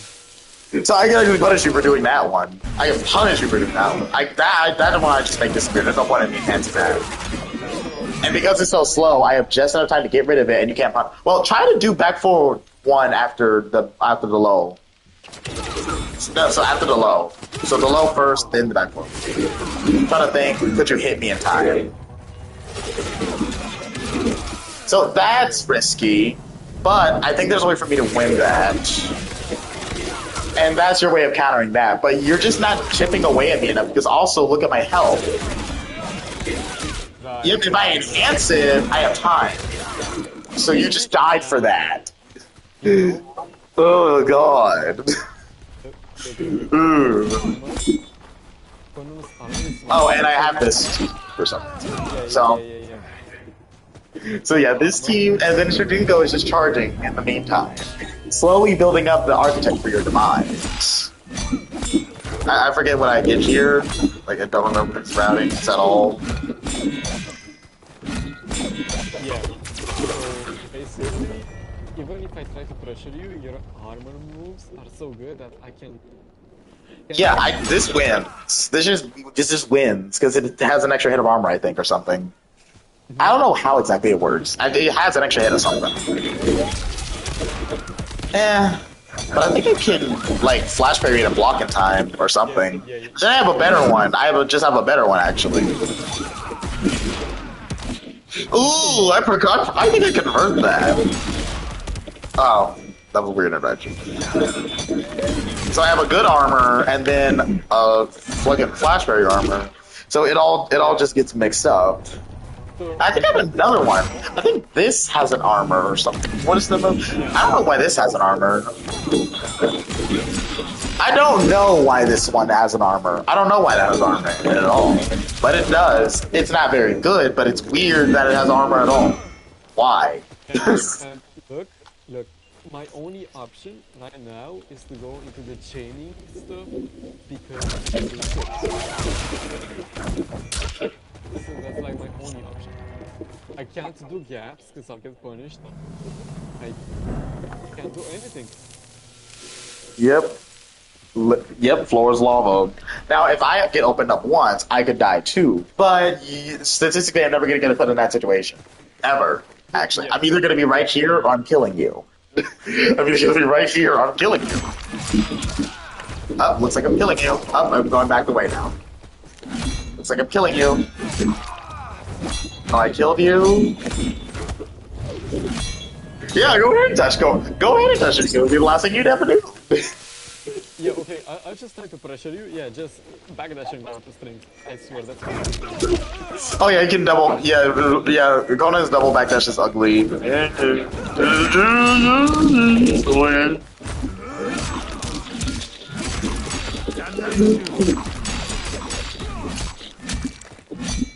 That's not the optimal at all, but yeah.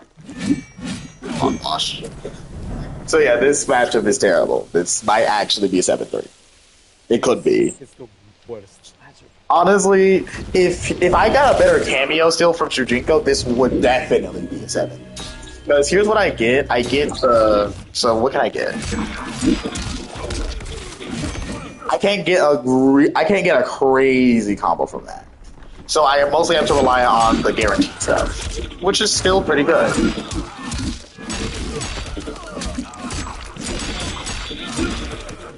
No, actually, at this point, I could use Shujin Spank. So I'm trying to think of a route that I have.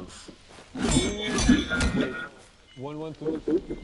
Oh, 112? That's like my only way to actually punish you. When would I ever do the string? I didn't even know I had this. When would I ever use this string?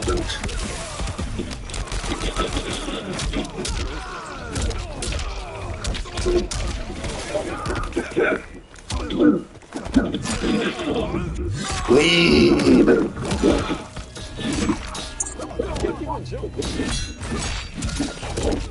Ooh.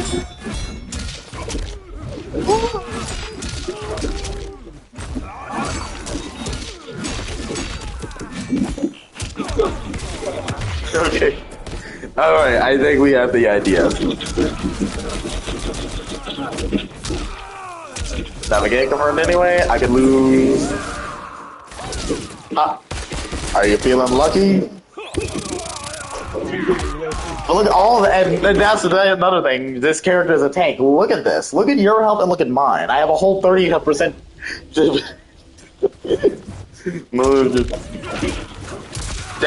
Death by 10,000 paper cuts. Yeah, you can't even two-touch. You can't even two-touch Conan. You can fuck me up twice with the machine guns, and I'll still have one more chance.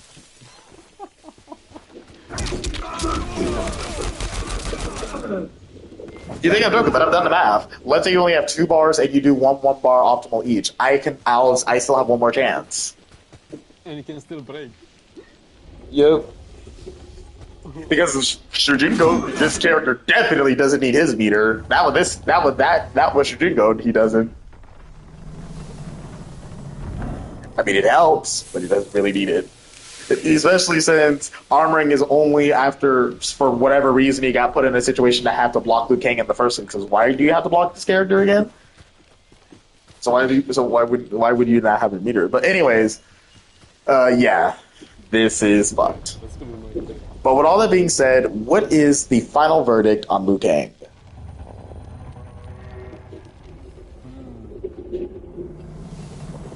I say he's mid-8 here. I would say Liu Kang. God, this character is so frustrating. Really, it just shows you. The more I look into a character's depth and possibilities, the more I realize that tier lists kind of don't really tell you much, actually.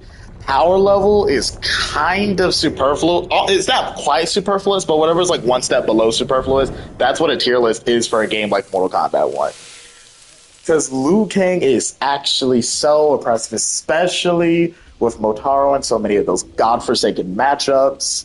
And then Liu Stryker is literally an atomic bomb. But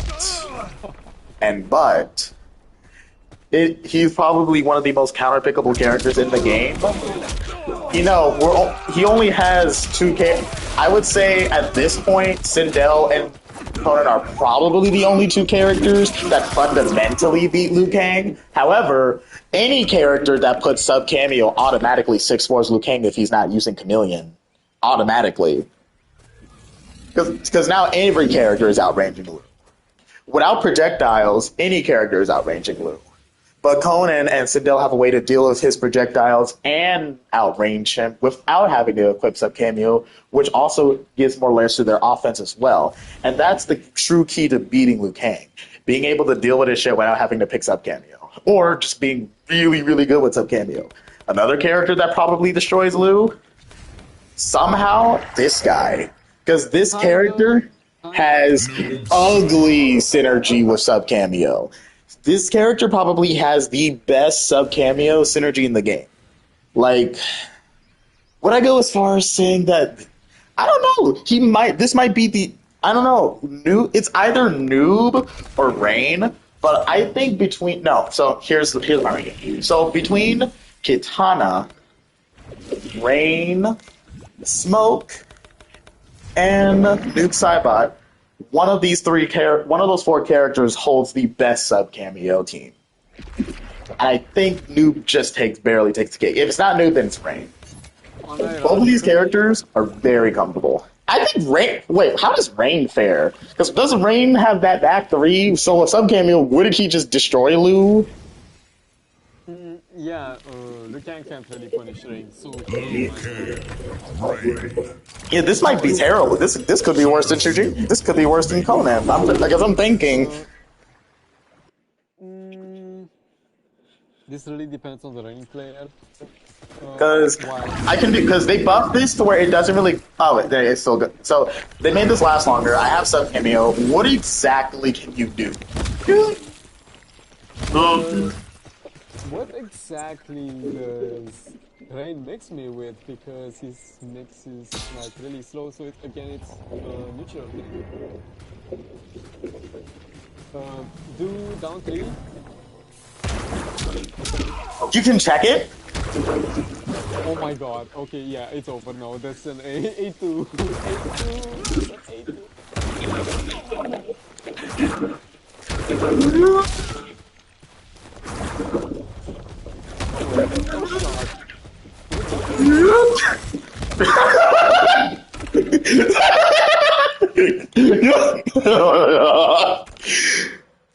Guys, I'm gonna go on a limb and say that Rain might beat Liu a little harder than Conan.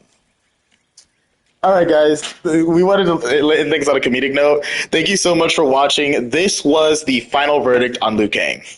So to better illustrate the thoughts, Liu Kang is probably the best Shoto character in the game. He is really good at just, applying pressure and putting you in strike throw situations that lead to devastating damage either way, and overall just taking full control.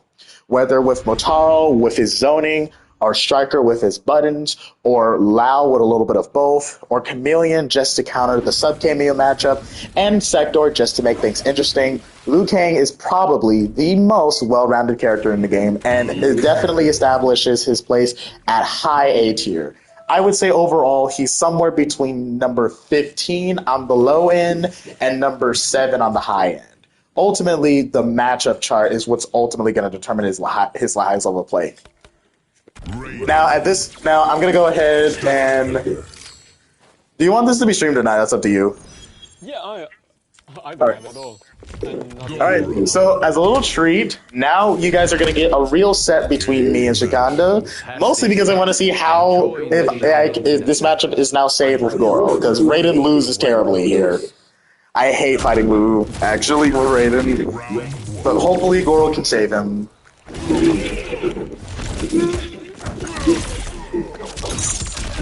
You have to take it. Let's get started.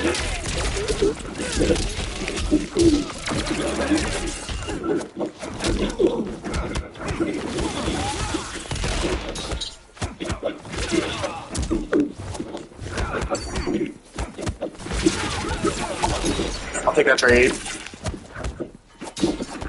No. No. You have to take it.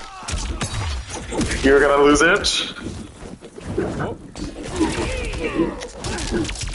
Yeah, go ahead and Goro. I warned you. Because Goro's also gonna take the hit. So I also get Tremor Sage for it. Goro takes the hit. It's a little inconsistent, but most of the time I'm never getting hit in that situation. Fuck. I'll leave my wake up. Fuck. I'll backdash. Can I hit it today? Fuck!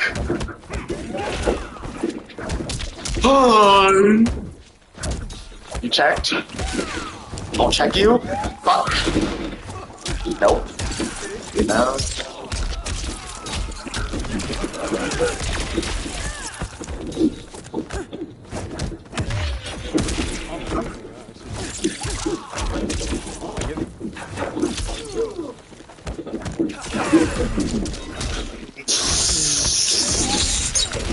No, no, no, you're not fucking me. Oh, come on! You do, you know, you know this game is on, right? No. Punished? That's good, I can't do that.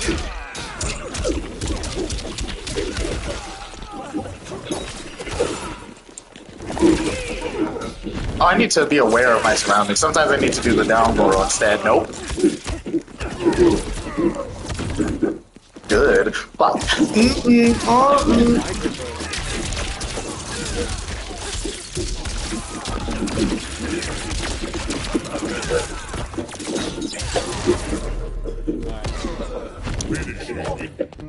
It's an interesting match. I have to love this.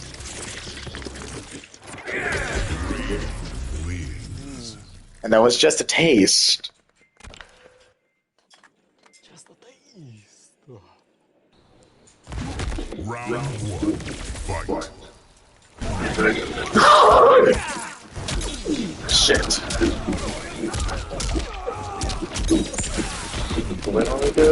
Nope. Feels good.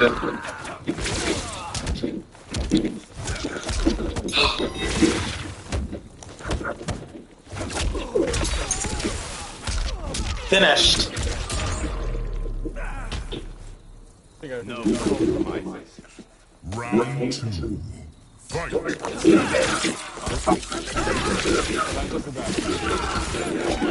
No, no.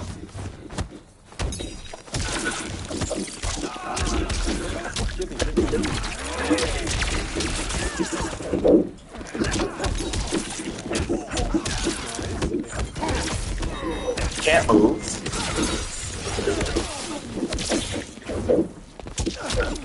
I was careless. No, I'm gonna take it. Yeah, Radiant needs his meter, so I'm gonna take that. I need to be able to poke punish you at any point. Like right there. No. Fuck! Hulk, minus 7 punish. No! Why were there still so many? Liu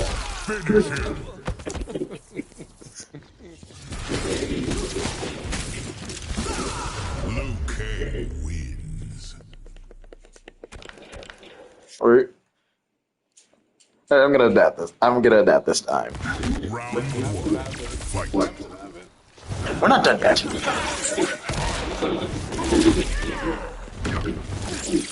Fuck! Oh, that was spear luck. You're guessing wrong.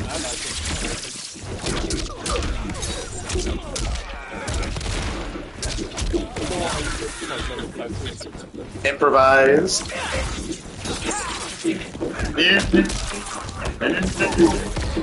Mid check. I died. Fuck.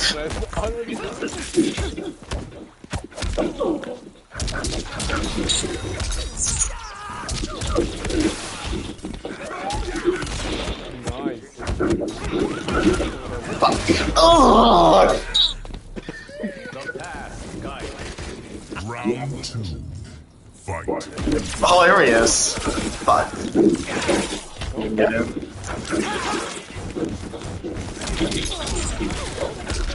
How sloppy.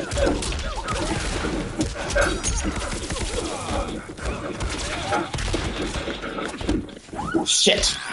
You could have read it. Wake up buttons. Nice. Okay. Ah!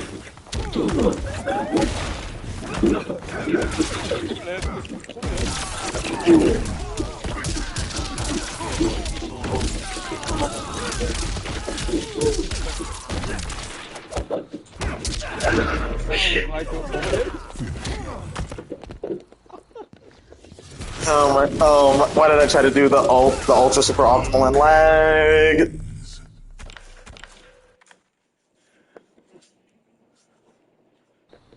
Round one. Fight.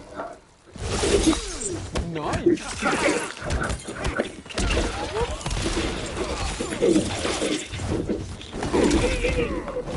Fuck!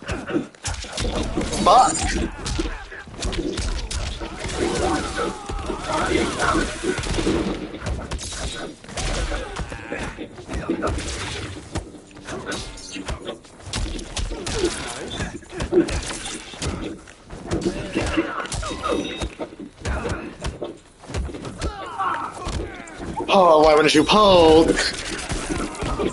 Nigga! Fuck! I committed to the mix. Like you're done for once they're confirming. Round 2. Alright, let's add more layers.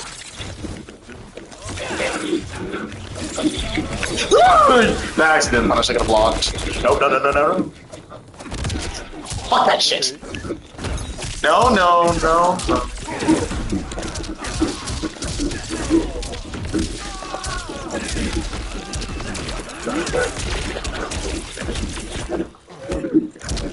I try to be sexy.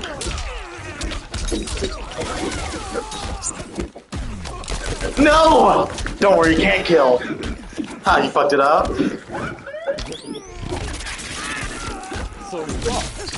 You lost. Visual micro that kid. Visual micro that kid.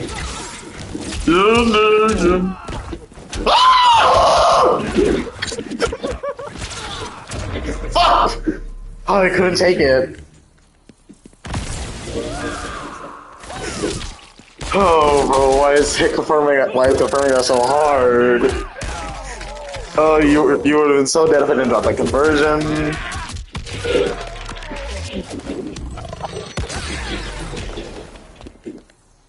Oh man, I was trying to do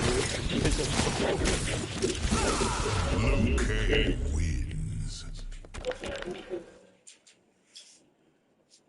Wait, did you actually watch my SuperNova match? Round 1. Oh, yes, I did.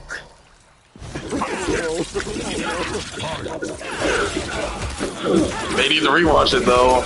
Oh shit, why was I playing like that? No, because it was like ass. I played Yeah. I switched off the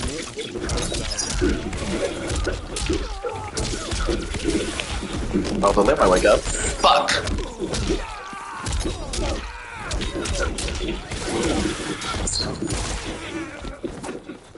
Oh, you did it?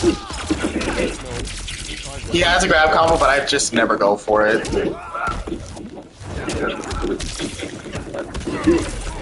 Jailed.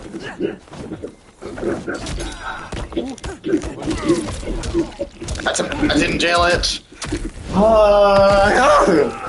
The consequences for not getting your +10 jail on time. Round 2. Fight. On teleport, punished. That is not what I did. Punished. Punished.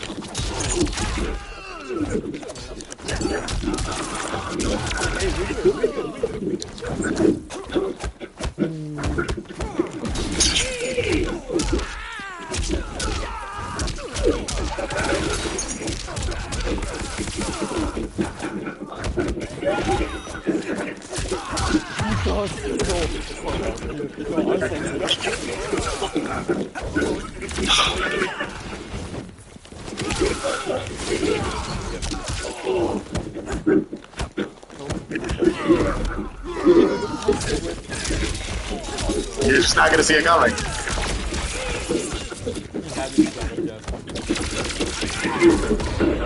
Yeah, that's real. Have I improved, Lord Liu Kang? It only leaves me -7, so I don't like to do it often. No, actually, it leaves me -6. You can't punish it. Oh, come on!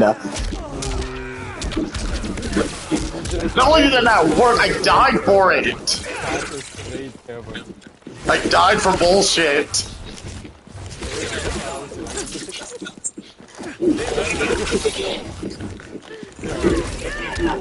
Fuck. I need to do the low version when you're in close range. Damn it! Finish him.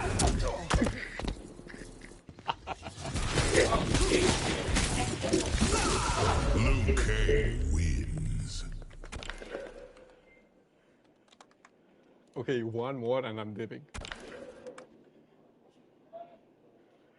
Well, it looks like I'm gonna have to do a reverse 5-0. Well, actually, no, I got at least one. So I guess a reverse 4-0. Nice one.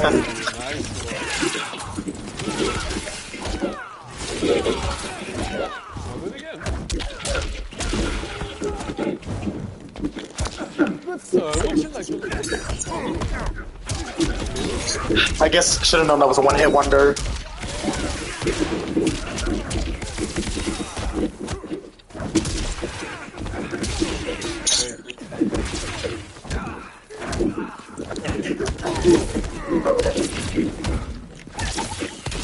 Stryker? But punished. I wasn't ready yet. Oh man! Waiting for me. Round 2. Fight.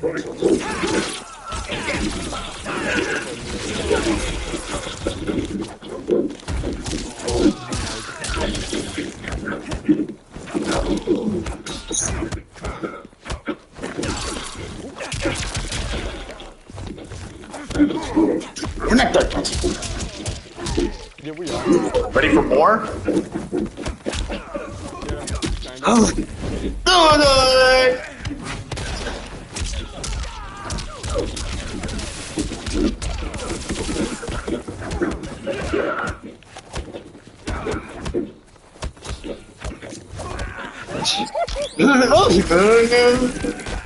Wake up 1-2.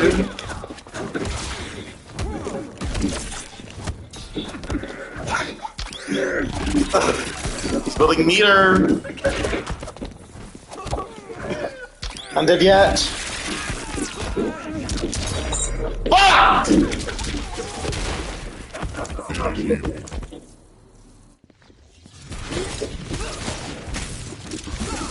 Liu Kang wins. I should have tried to armor through. Yo, GG's, man. GG's. Fuck. Yeah, Raiden still loses this matchup. I mean, Goro helps, but Raiden still loses this matchup. Alright guys, thank you so much for watching. Stay tuned for the Liu Kang combo guide.